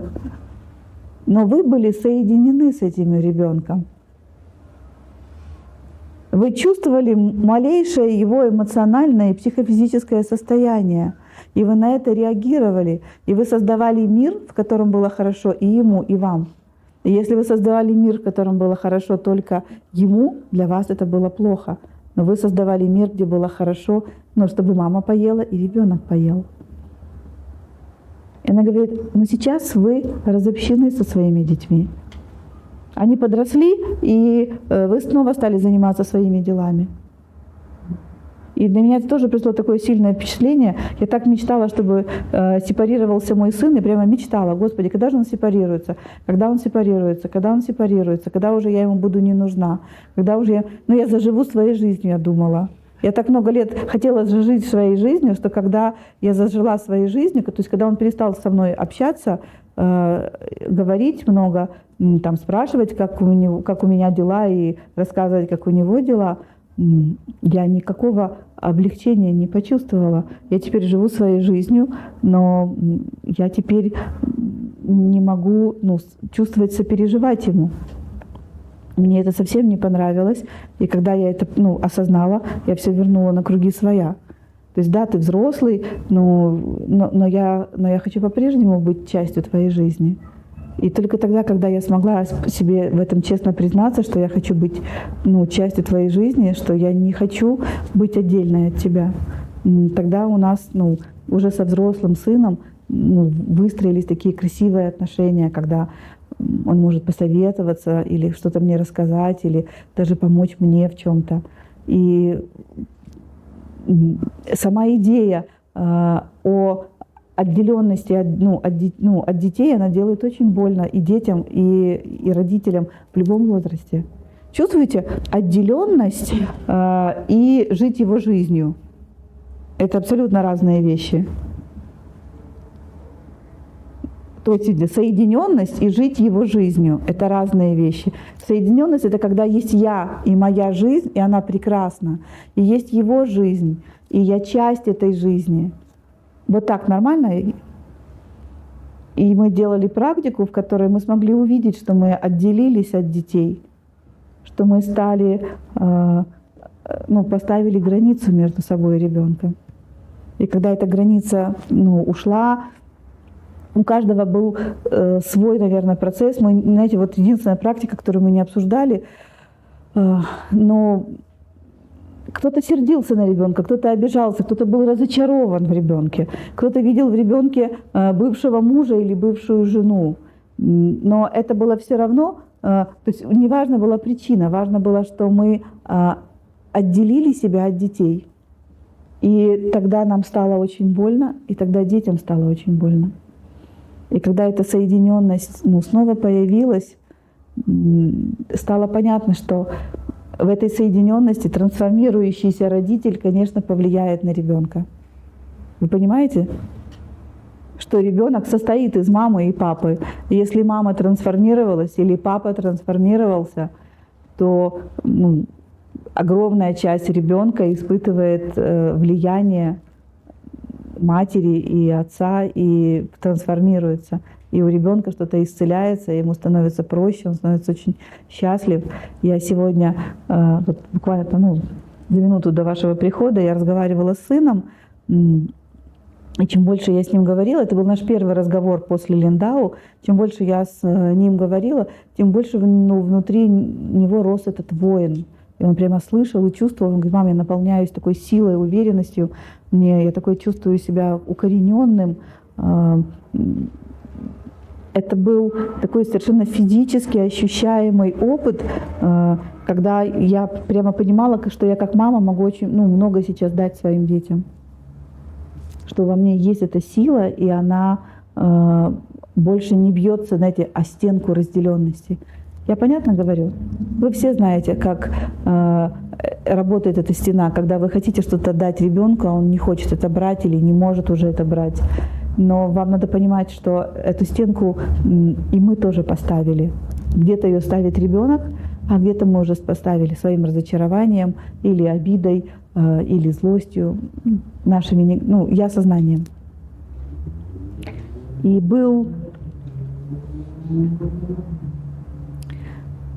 тоже очень красивый процесс, в котором мы говорили о богатстве. И Притаджи нам показывала, что источником вот этого напряжения,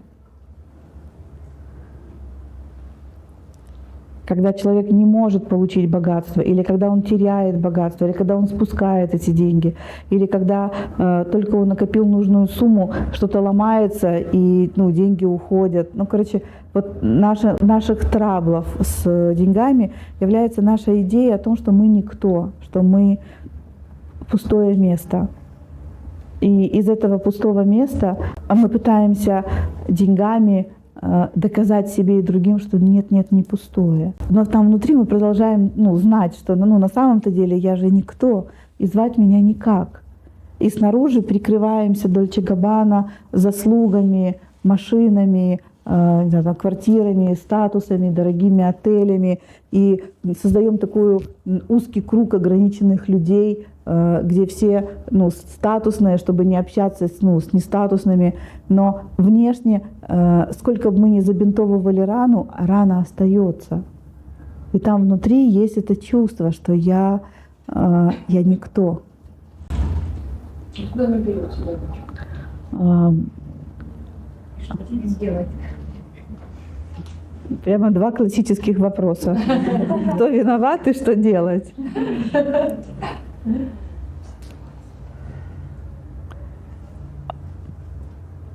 Я тебе отвечу как духовный искатель, поскольку у нас такой духовный вечер сегодня. Эта идея, что я никто, она возникает как следствие, когда человек чувствует себя отделенным от Бога. Тогда у него появляется идея, что я никто. Но если человек не чувствует себя соединенным с Богом, что такое быть соединенным с Богом? Это ведь не теософский какой-то, не концепция, а это чувствовать, что меня любят. Что такое быть соединенным с Богом? Это чувствовать, что Он меня любит, а я люблю Его. Это очень по-простому. Это никак не сложно, никак не связано со свечками, с иконами, никак не связано с храмами. То есть это может быть совершенно не ритуально и не восцерквленно. Это может быть очень простой процесс, потому что он реально про очень-очень простое, глубокое ощущение, что я ему нужна, что он меня любит. Я когда говорю «он», я имею в виду божественное. Неважно, в какой форме оно у вас присутствует, мужской, женской, бесформенное. То есть я говорю о божественном присутствии, когда вы чувствуете, что вы ему нужны. Неужели в такой момент, когда вы соединены с Богом, у вас может возникнуть хоть грамм идеи, что вы никто? Может такая возникнуть? Поговорите, вы так ушли, вам не интересно, вы смотрите, ушли в интернет, что с вами? Мы конспектируем. Нет, такого быть не может. Просто осознайте, невероятное, огромное, любящее сердце, которое смотрит на тебя, полно сострадания, любви, поддержки, хочет твоего роста, хочет, чтобы ты была счастливая. Откуда во мне может возникнуть даже толика идеи, что я не ценна и я никто и звать меня никак? Это не может возникнуть. Но если я пришла в этот мир, в этот 20 век, кто-то из вас уже пришел в 21, но в 20 век мы пришли с вами отделенные от Бога. Мы пришли с идеей только о материалистической части мира. Мы пришли практически все с идеей, что мы никто. И кто-то, 1, 2, 3 в нашей жизни людей, у которых эта связь с Богом была. И мы, понятно, эти люди никто не были святошами, они никто не были отшельниками. Это были рядом с нами мальчики и девочки, которым просто в жизни было хорошо. Мы их видели, и мы видели, как они отличались от нас. Они были 1% людей на земле, которые были этот «я окей» и «мир окей». Им почему-то было хорошо, и мы видели этих людей иногда рядом с собой. Да? Было такое? Им почему-то всегда везло, их любили окружающие, они любили, с ними какие-то чудеса случались, везения с ними случались. И этот человек, он такой, он о себе не думает, что он никто. Он просто не задумывается, почему именно у него так случается, почему ему Microsoft надо было сделать. Ну, вот, не знаю. Ну, так. У него по этому поводу нет ни гордости, ни какого-то глубокого к себе, знаете, почтения. Но это же я же их придумал, я же хозяин Microsoft. Ты что, меня не узнала? Там внутри так все просто, понимаете, когда там живет эта любовь, божественная, там так просто, потому что это очень простое чувство. Вы все его знаете, вы все в своей жизни, хотя бы 10 раз в своей жизни были в контакте. Вы все созданы из этого контакта. Но в какой-то части себя, в какой-то части своей жизни вы перестали этому доверять. Это никогда, этот голос любви, этот зов любви, он никогда не успокаивается внутри вас. У него такой функции нету, возможности нету. Он никогда не отстанет от вас. Он всегда говорит: я люблю тебя. Ты мне дорога, ты драгоценна для меня. Ты мое все. И мы слышим этот голос, но еще громче мы слышим голос внутри себя, который говорит: это не так. Это он всем так говорит. На самом деле ты никто, ты ничтожество. И вот это голос «я» сознания, голос отделенности от других. И мы доверяем этому голосу, потому что мы видим вокруг себя только таких людей, большинство таких людей. И мы, понимаете, думаем, что они шагают в ногу, а тот единственный, Билл Гейтс или кто-то, кого вы знаете на улице, там, мальчишка или девчонка, вот он какой-то странный, неправильный, а все остальные, кто страдают, правильные. И литература нам говорит: вот видите, все про страдания. Песни, поэзия, все про страдания. Картины, так много этого страдания, оно так воспето красиво, что эта любовь, это простота, это такой добрый контакт, когда ты нужна, тебя любят и ты ценна. Или когда ты нужен и ты ценен. То есть для мужчины и для женщины. Это такое простое чувство. Все понимают, о чем я говорю. И его невозможно не знать в себе.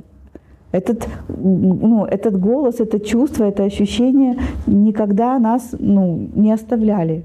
Даже в самые страшные, темные минуты нашей жизни этот голос всегда звучит. Мы просто не доверяем ему. Не может быть, что так все хорошо. Это все мои мечтания, это фантазии. Но этот голос не про мечты, не про фантазии. Он не про то, какая ты будешь завтра. Хотя он и про это тоже. Он про то, какая ты сегодня. Этот голос всегда говорит правду. И знаете, что он говорит? Он говорит: ты прекрасна, ты великолепна, ты божественно хороша. Нет, уж точно я не божественно хороша. Что угодно, но только не это. А он, похудею или, не знаю, выведу прыщик на носу, вот тогда, может быть. Он говорит: нет, девочка моя, любимая моя. И этот голос друга, голос отца, голос матери, голос маленького ребенка, который смотрит на вас как на родителя. То есть в какой форме у вас божественное, я не знаю. Но это всегда столько любви к вам, восторга по отношению к вам. Ты прекрасна. Или ты прекрасен. Правда, вы знаете этот голос? И вот когда вы отдаетесь этому голосу, когда вы отдаетесь этому состоянию, вы привлекаете в свою жизнь деньги из красивого состояния. И тогда каждая копейка, которая приходит к вам, она ценна для вас. Люди, которые дают вам деньги, они ценность для вас. Вы не можете делать плохую услугу, плохой товар, потому что вы делаете это из красивого состояния. Вы делаете бизнес, или поете, или ведете тренинги. У каждого свое. Вы это делаете из красивого состояния. И вы это красивое состояние отдаете другим. Неважно, что является самим продуктом. Круассан, сделанный из красивого состояния, тренинг или твоя песня. Но кто-то, кто это взял, он получает круассан, знания, ну, звучание песни, и он получает красивое состояние. И у него появляется его красивое состояние. И вы получили деньги. Как вы относитесь к этим деньгам? Они жгут вам пальцы, их надо срочно растрынкать? Нет. Вы уважаете каждую копейку, каждый цент, каждую гривну, каждую копейку. Вы уважаете каждую малюсенькую банкноту, потому что это ценность. И в то же время внутри вас нету жадности. Вы становитесь привлекательными для мира денег. Вы становитесь тем человеком или тем существом, о котором мечтают деньги. Ведь они хотят, чтобы их любили, как все в этом мире соткано из любви. Притаджи так не говорила с нами. Я уже несу от себятину. Это уже моя интерпретация. Но она говорила с нами о том, как красиво вы привлекаете в мир деньги, когда вы находитесь в красивом состоянии. Как это для вас? Что вы сейчас чувствуете? Сладость. Радость.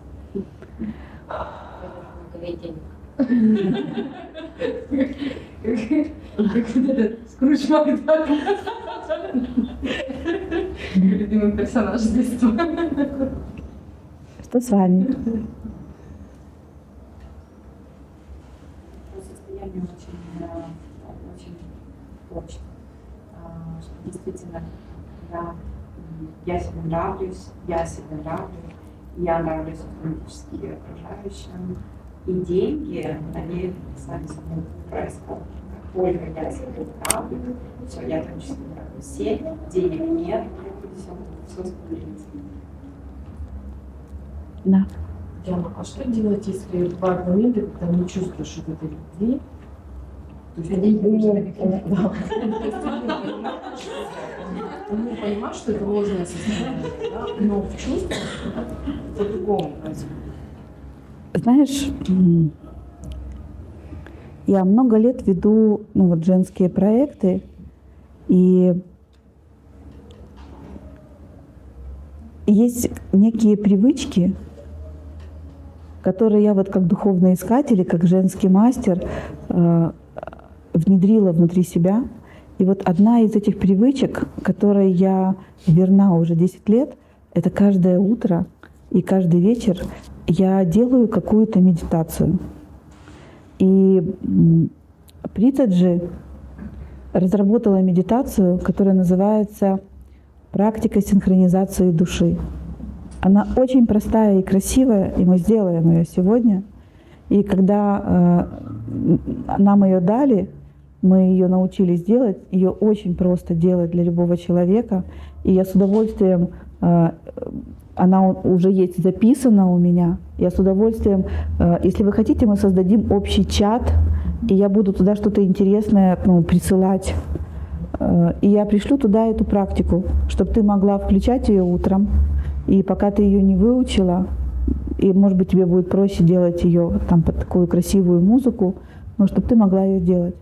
Потому что мы можем быть, правда, с утра в каком-то разобранном состоянии, ночью мы что-то перерабатывали внутри себя, какой-то шел глубокий процесс, и с утра я могу проснуться и быть совсем не в ресурсе, не в высоком состоянии сознания, не в красивом состоянии. И тогда я могу делать практику, сейчас это практика синхронизации души. И в этот момент, когда эта практика заканчивается, я уже в красивом состоянии. И я уже в контакте. И мы сейчас ее сделаем, и ты сможешь... Я понимаю, что сейчас вы уже в хорошем состоянии, но уверяю, после этой практики ваше сознание еще повысится. Если ее делать несколько раз в день, вы можете из красивого состояния попасть в еще более красивое. Сделаем? Да. Хорошо. Юра, а дай мне, пожалуйста, мой iPhone. Хочешь музыку включить? Да. Я могу тоже сейчас включить, что... Включи. Чуть громче, да? Да, пожалуйста. Воронки. Да. Ты на меня пришлешь, да, Дяночка? Ну, музыку пришлет Юра, потому что... Не записывай. А практику я 100% пришлю. Ага. Тогда, пожалуйста, закрывайте глаза, сядьте так, чтобы ваши руки и ноги не перекрещивались. И руки, и ноги не перекрещивались. И чтобы ваша спина была ровная. Когда у вас выполнены эти условия, энергия кундалини поднимается по позвоночнику, ей легко подняться. И еще удерживайте на лице легкую улыбку.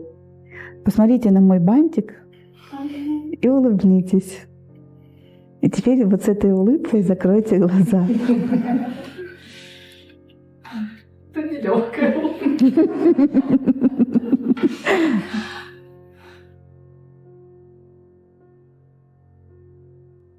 Создайте внутри себя намерение.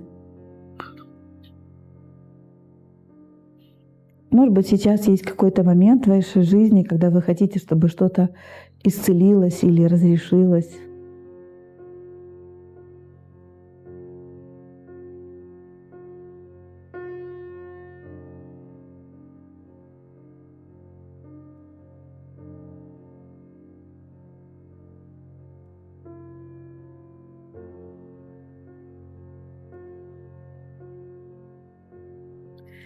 И позвольте себе соединить два пальца, большой и указательный вместе. И сейчас мы будем делать на 8 счетов, мы будем дышать, осознанно дышать.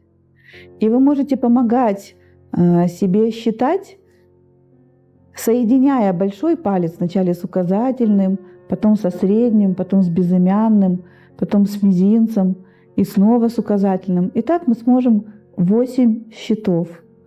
Итак, первое, что мы делаем 8 осознанных вдохов и выдохов. И вы помогаете себе, считая. Оставайтесь осознанными.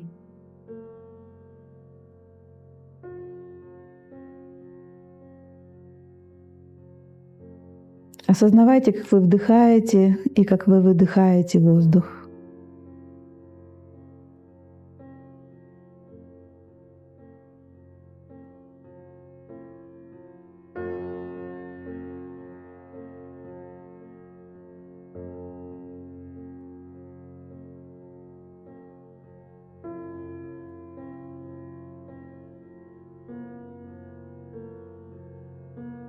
Это так здорово осознавать свой вдох и выдох.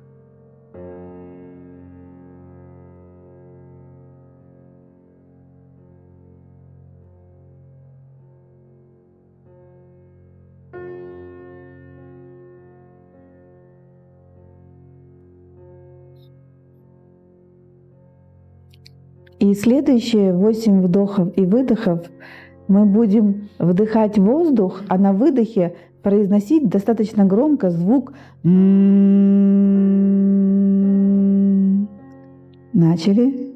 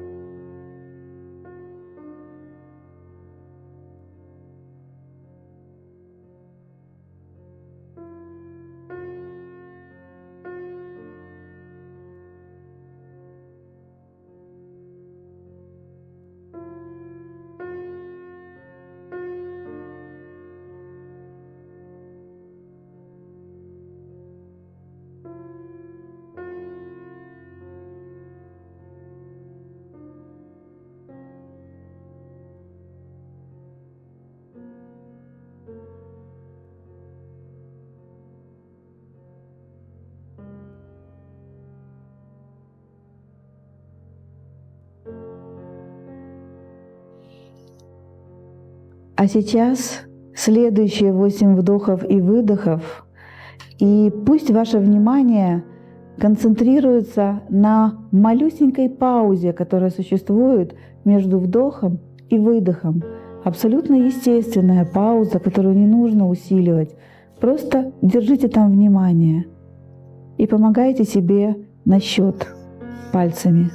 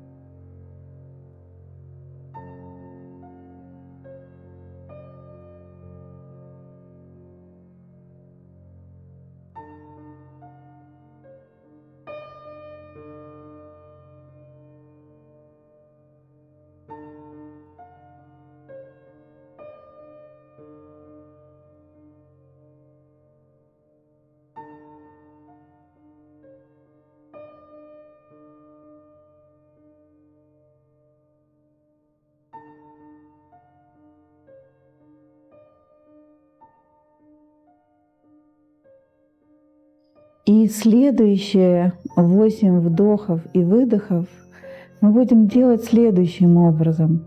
Мы будем вдыхать воздух и на выдохе произносить или внутри себя, в своем сердце, или очень тихо, прямо возле своих губ. Мы будем произносить «ахам».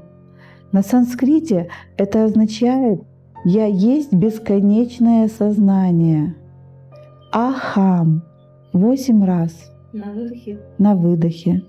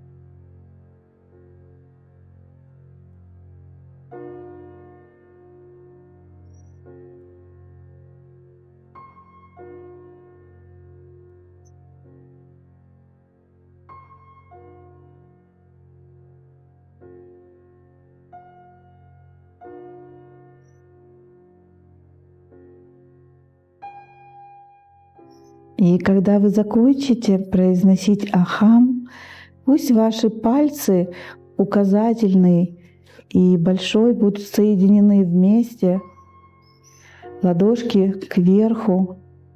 И позвольте себе осознать и почувствовать, как ваше тело растворяется в золотом свете, в свете безграничного сознания.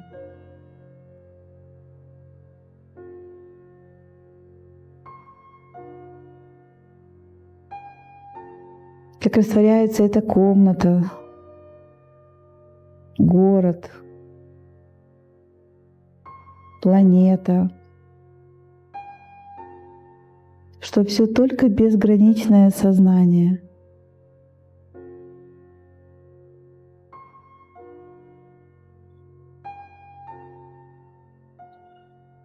Позвольте себе четко почувствовать, ощутить, осознать, что вы не отдельны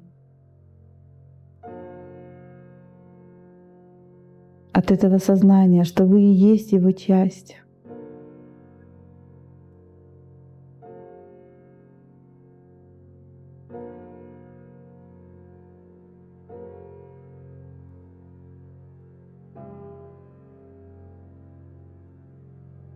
И еще раз, 3 раза повторите свое намерение, которое вы создавали до этой практики.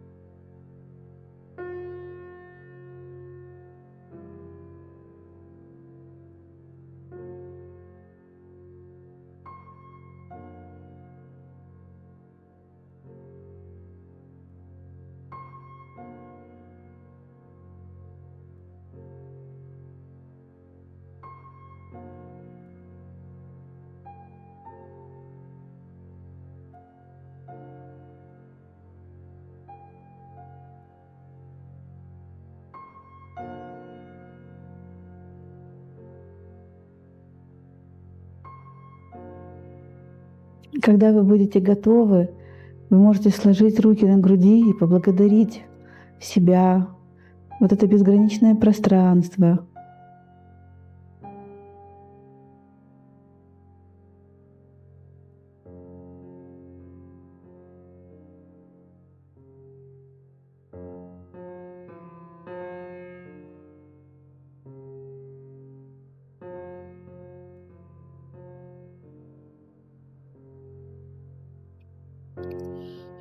Вдохнуть поглубже, и на выдохе вы можете открыть глаза.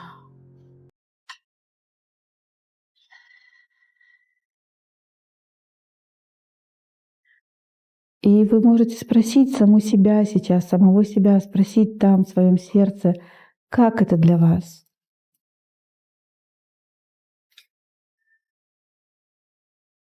Почувствуйте и ощутите, может быть, есть эта разница.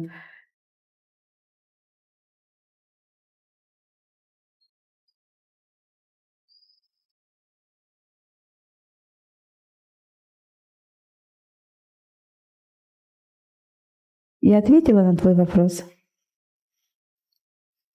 Есть разница? Я думаю, что, наверное, умом найти, почему так происходит, невозможно. Нужно как-то изменить состояние себя. Когда ты делаешь такую практику, ум становится тебе другом. Он просто засыпает, как маленький малыш, который наелся молочка и отрубился. И ты хорошо себя чувствуешь. И ты такая же, правда? Правда, мы такие же, но мы какие-то такие со спокойным умом. Тишина и покой внутри. Это так? Скажите, а то я одна говорю. Сегодня мы молчаливые. Может быть, там сладость, может быть, там радость, может быть, там покой. Но там соединенность. Вот эта соединенность, когда мы вышли из я-сознания, и делает нас такими счастливыми. И сейчас вы можете вспомнить какие-то истории, которые вас тревожат и волнуют, и вы, может быть, даже и вспомнить что-то не можете. Я знаю когда девочки приходят ко мне на консультации, они говорят: ой, Диана, у тебя так хорошо, что я вопросы записываю заранее, потому что я пришла, и как-то вопросов нету. А потом, а теперь я умная, теперь я прихожу с вопросами заранее. Но эти вопросы, они родились, на них не нужно, может быть, ответы даже. Они родились, потому что мы были вот в этом я-сознании, мы были внизу, зациклены на себе. Еще есть у нас время? Как вы? Готовы еще сделать одно путешествие? Да? Есть одно чувство. Наверное, самое драгоценное, что есть во Вселенной, обладает человек. То есть каждый на Земле обладает самым дорогим, в чем нуждается вся Вселенная. Даже Бог нуждается в этом чувстве. Это благодарность. Вы слышите корень этого слова? Благодарность. И вот когда мы кому-то испытываем благодарность, этот кто-то, неважно кто, человек это или Бог, становится очень счастливым.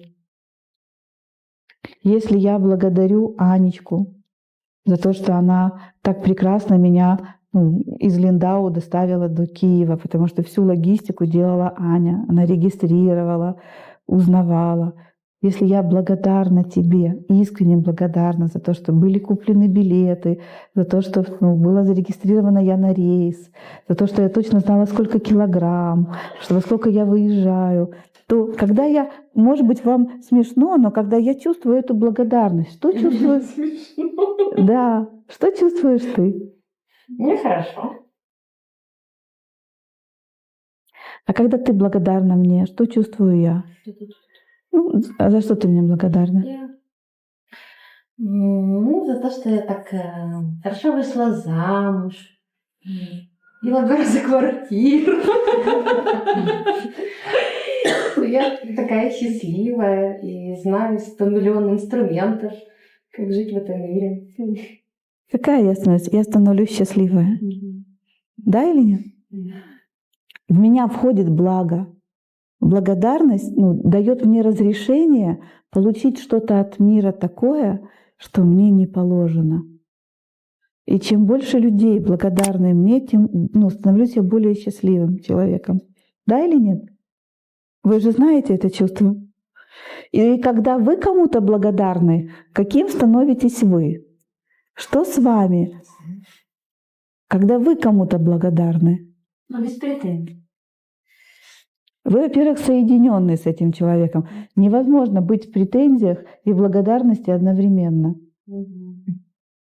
Правда? Высокое состояние такое, когда благодарна, у меня прямо без слез. Да, это трогательно. И благодарность нельзя практиковать. Знаете, это нельзя сказать: я сегодня выразила благодарность 18 человекам прямо по списку. Это не концепция. То есть если это концепция, это беда. Но если вы эту благодарность внутри себя разрешили себе чувствовать, и здесь очень важное слово «разрешили». Потому что эго вам будет говорить: я уже за это благодарила миллион раз, между прочим. И что, опять за это будем благодарить? Что же видеоотзыв есть? Да. Я сознание, которое зациклено на себе, оно говорит: облезет. Но если вы разрешаете себе испытывать благодарность, вы становитесь тем, кто несет в мир благо. Представляете, кем вы становитесь? Я даже не хочу это слово произносить вслух. А ну скажи. Если я могу быть благодарна, то кем я? И я несу людям благо, и они становятся счастливыми. Я становлюсь Богом. Я попадаю в самое высокое состояние, которое даже выше по своей энергии, чем любовь. Я становлюсь в самом-самом центре творения. Если я благодарю тебя, Женя, за то, что ты доверяешь мне, за то, что ты в свои какие-то сложные моменты приходишь ко мне и просишь у меня помощи, совета, за то, что ты веришь моим советам и что они ведут тебя по жизни. Когда я благодарна тебе, я испытываю самые высокие чувства, которые я могу испытывать.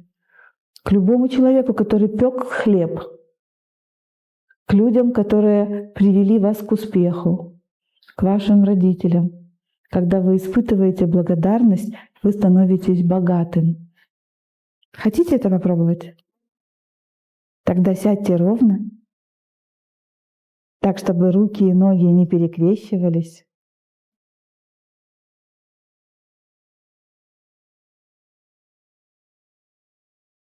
Закройте глаза.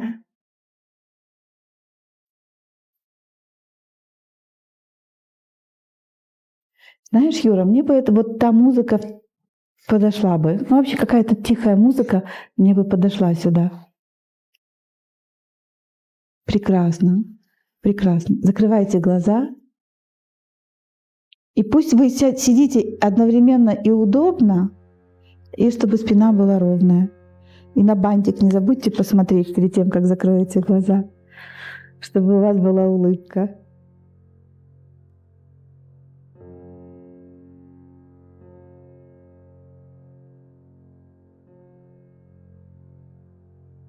И представьте себе, как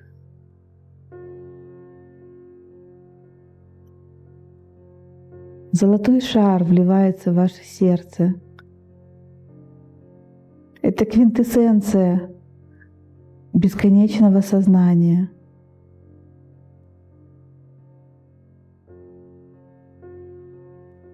Почувствуйте, как любовь всего мира вливается к вам в сердце, ваше энергетическое сердце, в центре груди. Может быть, там становится очень тепло, или появляется много пространства.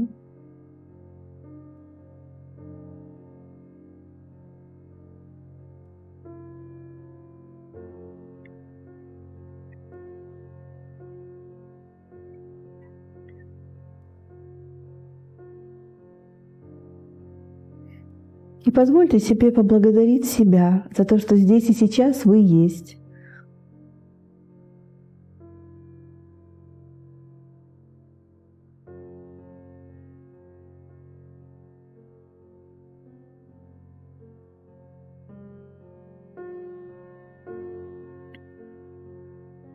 А сейчас вспомните одного человека, который в вашем детстве оказал на вас огромное влияние своей поддержкой или добротой, или советами, или руководством, или заботой. Увидьте его перед своим мысленным взором и поблагодарите.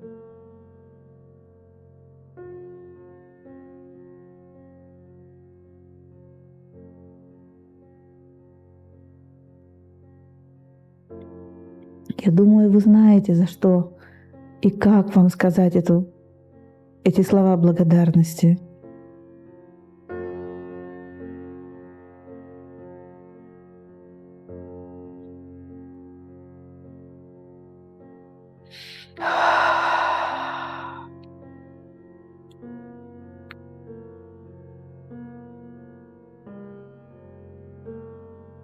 А сейчас перед вашим внутренним взором пусть явится человек, который дал вам какие-то очень важные знания в жизни.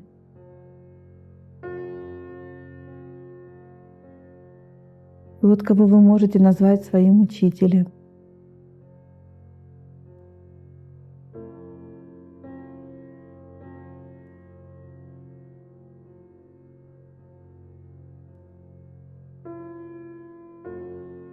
Позвольте себе увидеть его и поблагодарить.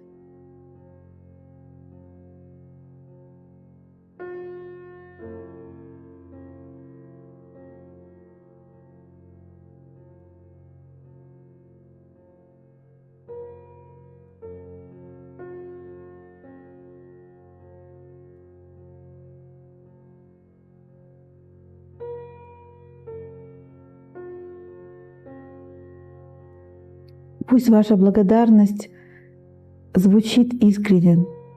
Вам всегда есть, как ее выразить, за что.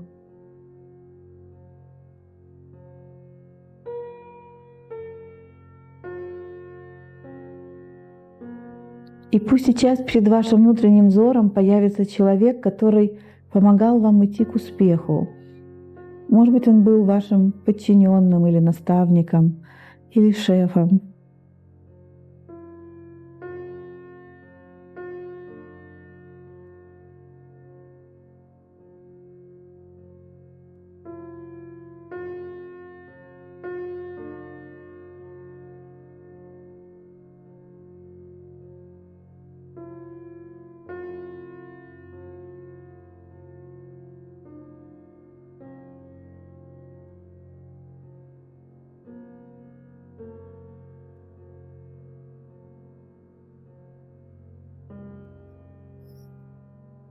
А сейчас представьте мужчину или женщину, партнера, который есть или был в вашей жизни, которого вы хотите поблагодарить за опыт партнерства.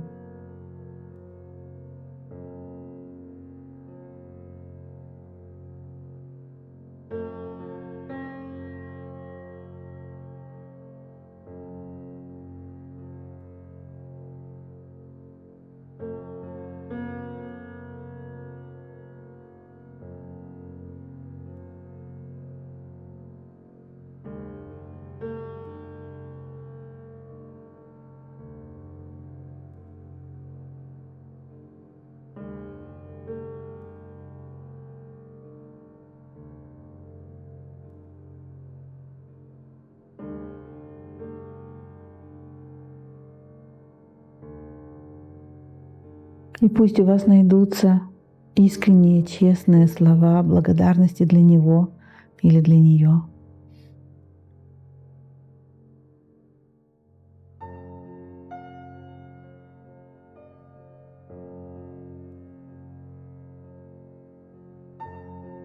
А сейчас пригласите перед вашим внутренним взором того человека, кто помог когда-то вам со здоровьем или сейчас помогает.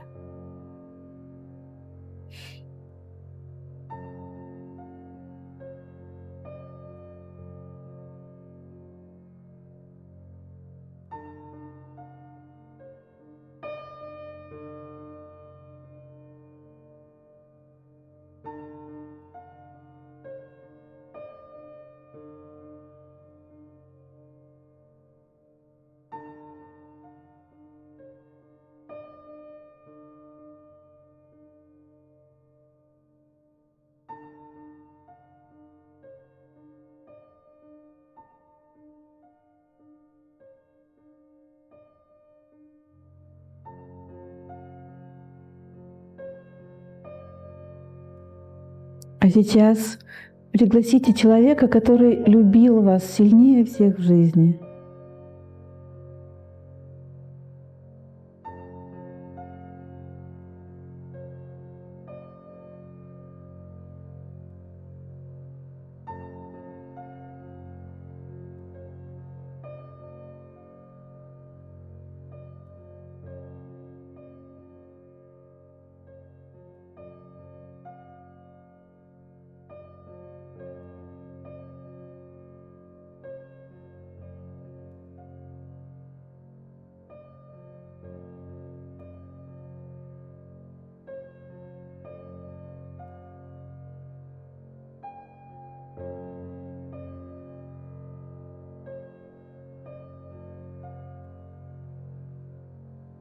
Поблагодарите этого человека за то, что вы могли чувствовать любовь к вам.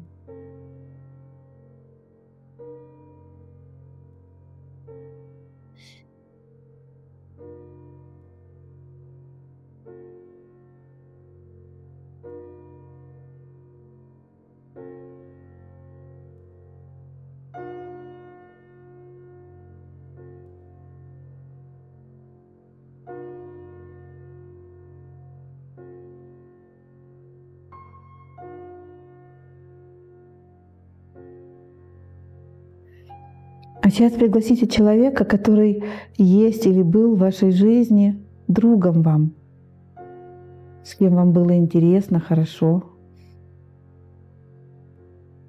Кто мог говорить вам правду так, чтобы вы могли ее выдерживать, рядом с которым вам было и комфортно, и вы развивались. И поблагодарите этого человека.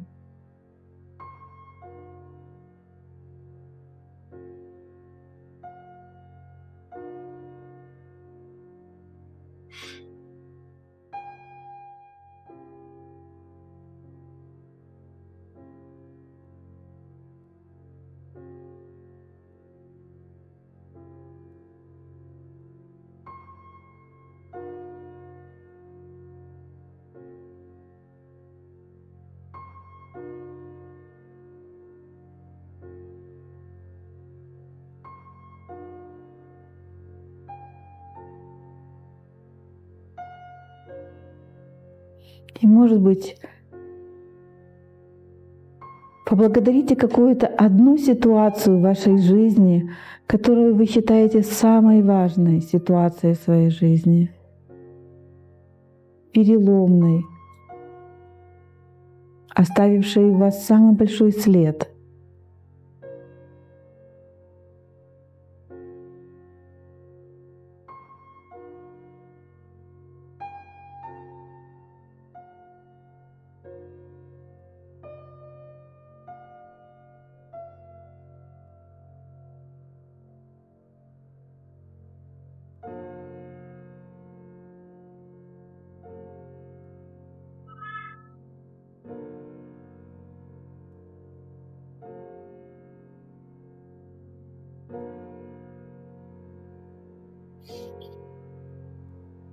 И поблагодарите Божественное присутствие,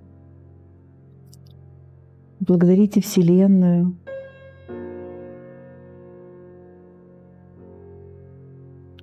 Почувствуйте, кому вы еще хотите выразить благодарность. Сделайте это. И когда закончите, открывайте глаза.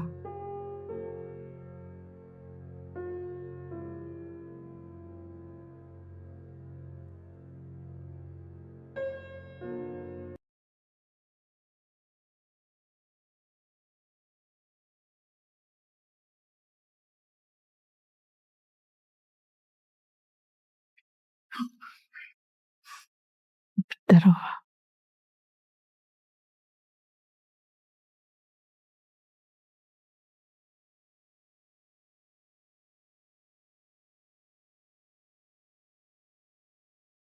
Это было так несложно.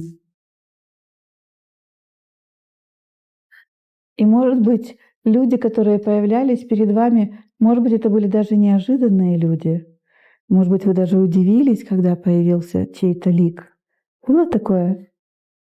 Может быть, вы думали, что это один человек, а вам захотелось благодарить кого-то менее заметного. И как вы себя чувствуете сейчас? Это была всего лишь благодарность.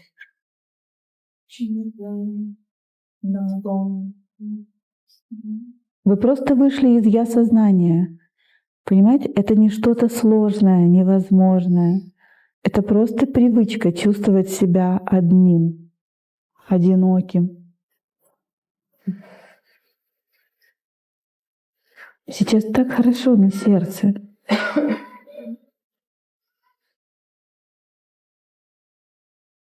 И вы можете сделать прекрасную практику, прекрасную традицию, хотя бы раз в году, 10 дней подряд делать эту практику благодарности. Каждый раз, мы пришлем вам эту практику, каждый раз вспоминать какого-то одного человека из вашего детства, и и каждый день это будет подниматься, может, какой-то другой человек, или тот же, но в каком-то другом аспекте. И когда вы сможете это сделать 10 дней, ваша душа, ваше сердце так наполнится вот этим соединенностью с людьми, которые всегда вам помогали. Вы больше не сможете себе говорить, что вы одинокие, что я никто и звать меня никак. Как же я никто, когда столько людей включены в мою жизнь? Правда это красиво? Все улетели. И вы можете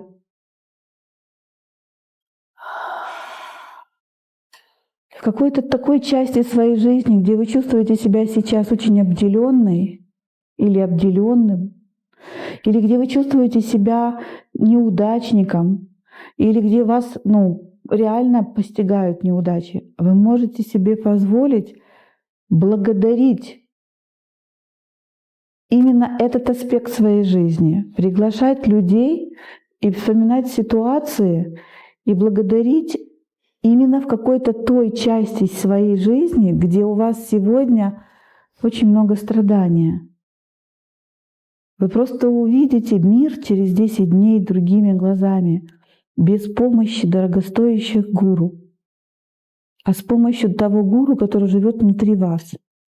Вы, наполненная или наполненные благодарностью, изменитесь изнутри. 10 дней, несколько минут. Благодарить. И оставить себе эту привычку на всю жизнь, быть благодарной. За мелочи, за крупное. Иногда высказывать эту благодарность в сердце, иногда высказывать эту благодарность снаружи. И, может быть, ваше я-сознание будет вам говорить: Господи, оно может так говорить. Но вы можете не обращать на это внимания. Это где-то в детстве увиденное лицо, когда вы в детстве, может быть, проявляли искренне свою благодарность, не знаю, за конфету или за кофточку, и кто-то из ваших близких сделал вот это лицо. И вы поняли, что так проявляться... вам не видно было какое лицо? И вы поняли, что так проявляться нельзя, что это какие-то так делают очень какие-то простушки, а что вот, те, кто не простушки, они говорят: да, спасибо. Да, спасибо. Что? Да, спасибо. Да. Вы можете не идти за этой обусловленностью. Вы можете оставить себе такой новый опыт. Каждому дню пришел себе, которая живет на этой земле, Богу, который все это сотворил. И чем больше внутри у вас рождается этой благодарности, такой простой, невыдуманной, слышите, не по списку, а из сердца. Когда она у вас, чем больше она у вас рождается, тем больше вы наполнены, тем больше внутри у вас этого внутреннего света.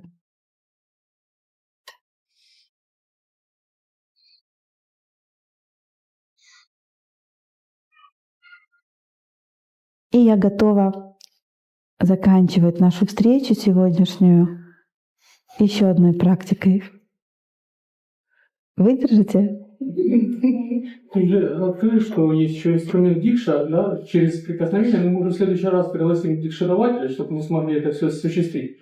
Просто есть некоторые, которые не знаешь. Что такое дикша? Да, я сейчас расскажу. Да. Спасибо, Это Юра. следующая встреча, потому что уже времени ограничено.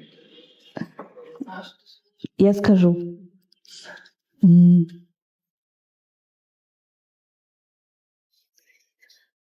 Дикша — это божественная энергия, это способ передачи этой божественной энергии.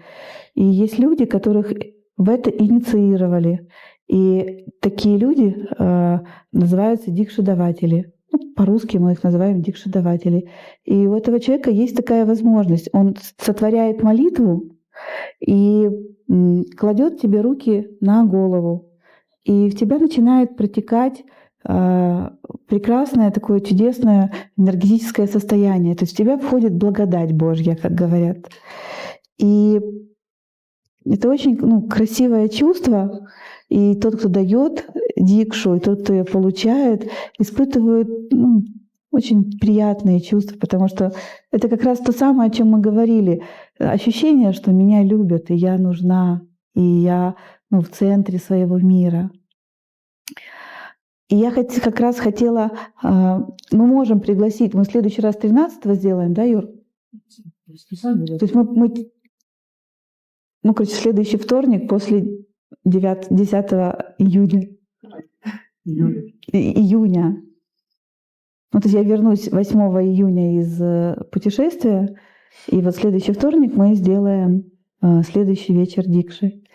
И мы пригласим дикшидавателей, чтобы вы все могли получить вот эту дикшу руками. А сейчас я хотела предложить вам всем сделать прекрасный процесс. Вот последнее, что я здесь задумала, это помолиться. И я предлагаю вам помолиться. Сколько у нас в интернете ребят сидит? Порядка 130 было. 130. И нас вот. Я хочу, чтобы вы помолились за всех тех, кто сейчас здесь присутствует на этом вечере. Не за себя, а за кого-то. Хорошо? И когда вы будете молиться за кого-то, пусть ваша часть вашего я-сознания понимает, что эти люди молятся сейчас за вас. Я хочу, чтобы вы почувствовали эту сладость, когда молитва сотворяется за другого человека. Как это красиво в нашем сердце. Готовы? Хорошо. Мне тоже музыку такую. Тоже сядьте ровно, удобно. Знаете, чтобы вы не были напряженными, а чтобы ваше тело было расслаблено, ему было приятно. И в то же время, чтобы спина могла быть ровной, чтобы по позвоночнику могла подниматься энергия.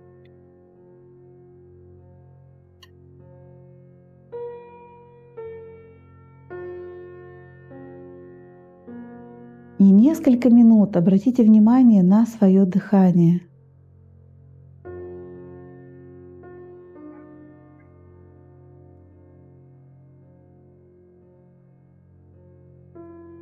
Самая красивая молитва, разговор с Богом — это наше дыхание.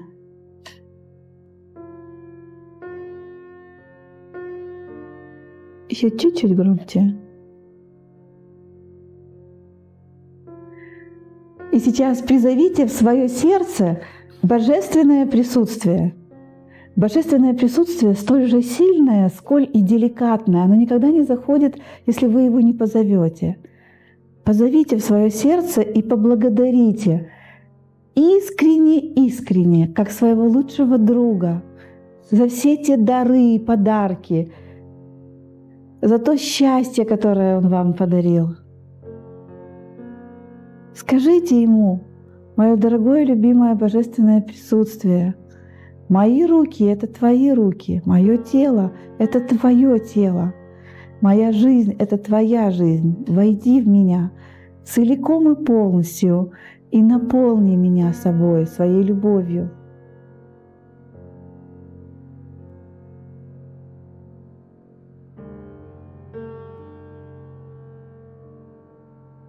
Выражайте ему свою благодарность, свой восторг. Сколько прекрасного происходит и происходило, и будет еще происходить в вашей жизни. Сколько чудес, сколько синхронистичности, сколько подарков.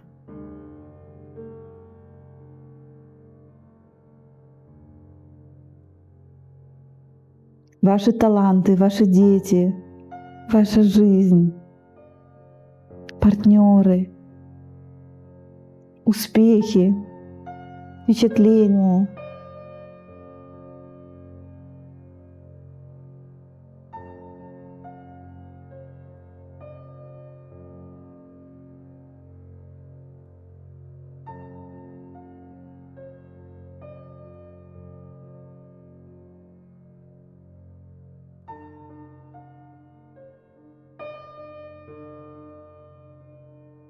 И поблагодарите Божественное за то, что оно исполнило просьбы всех тех, кто сегодня пришел на этот вечер дикши.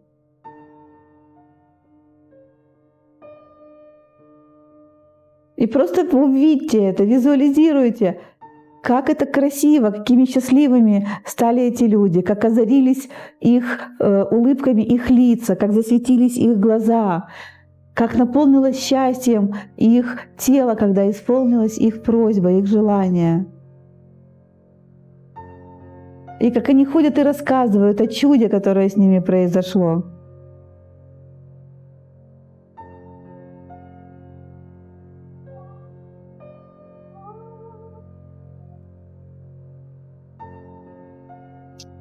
Скажите своему Божественному: я благодарю Тебя за то, что Ты уже все это сделала. За то, что эти люди счастливы.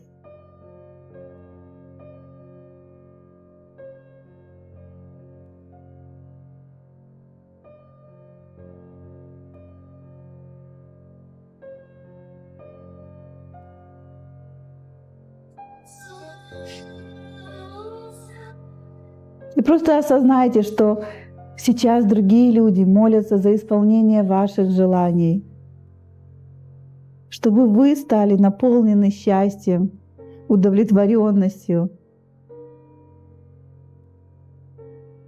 Почувствуйте, что вы не одиноки.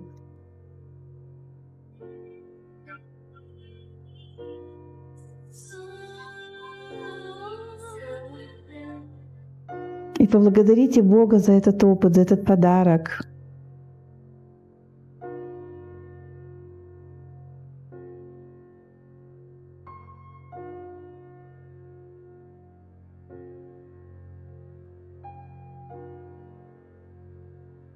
А сейчас сложите руки на груди и поблагодарите себя за этот опыт, поблагодарите Божественное за его отклик, за это прекрасное осознание, что молитва — это так легко и так просто.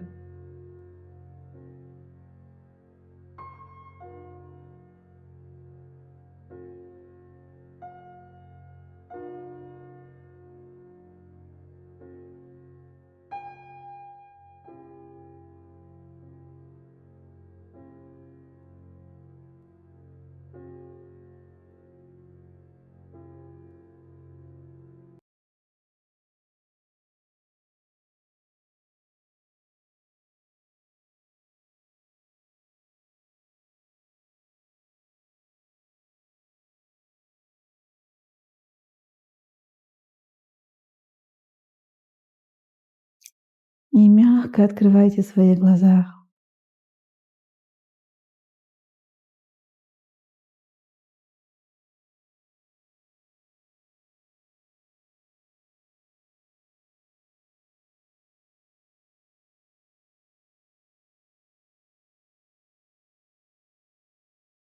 И почему-то рождается много слез. Почему-то. Иногда эти слезы наполнены таким счастьем, что я не один, и я не одна. И вот мы теперь внутри себя целостные. Я, мое Божественное, и люди вокруг меня. Вот из этого мы и состоим.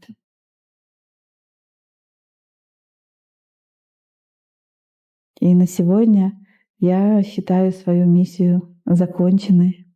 И хочу сказать, что все деньги, что мы соберем за эту встречу, мы передадим семье, где живут мальчик и девочка глухонемые. И Юра им помогает. И мы пришлем в чат фотографию. Мы купим им какие-то нужные им вещи. Да, ты так сделаешь?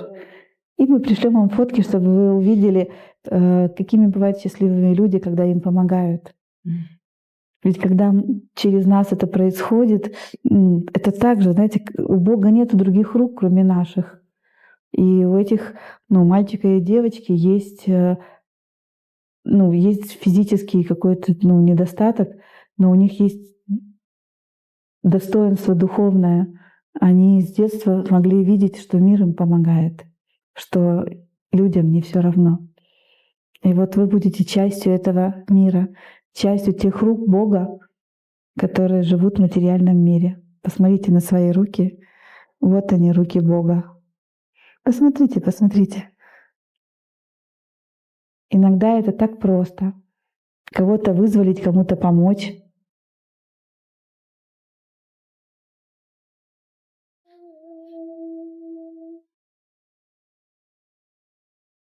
Ну, на сегодня я закончила. Тут девочки пишут, Да. мальчики. Людмила, сегодня вы подключили нас к потоку. Благодарю. Виктория, фантастическое состояние. Я благодарна тебе, Диана. Прекрасно, благодарю. Слезы ручьем. Вы великолепны. Спасибо. Признательна вам, Диана. Ощущение невероятное. Хочется продолжать быть в этом состоянии.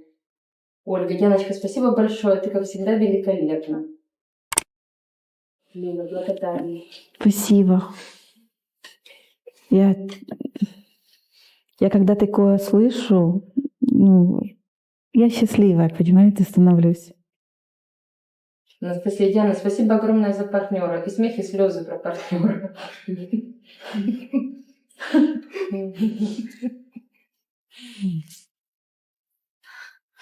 Спасибо, что вы пришли. Спасибо, что вы украсили мой вечер своим присутствием, и что вы сейчас наполнены этим красивым состоянием и сделали меня счастливой. Спасибо. Юра, спасибо тебе, потому что у нас идея принадлежала Юре.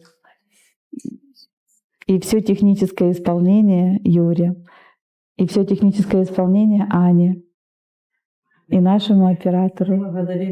Спасибо. Спасибо, что досмотрела это видео до конца. Подписывайся на мой канал. Здесь все время выходит что-то новое, интересное. И каждый четверг я провожу прямой эфир, где ты можешь задавать свои вопросы. Каждый раз это какая-то новая, интересная тема, которая будет очень полезна для тебя и для других.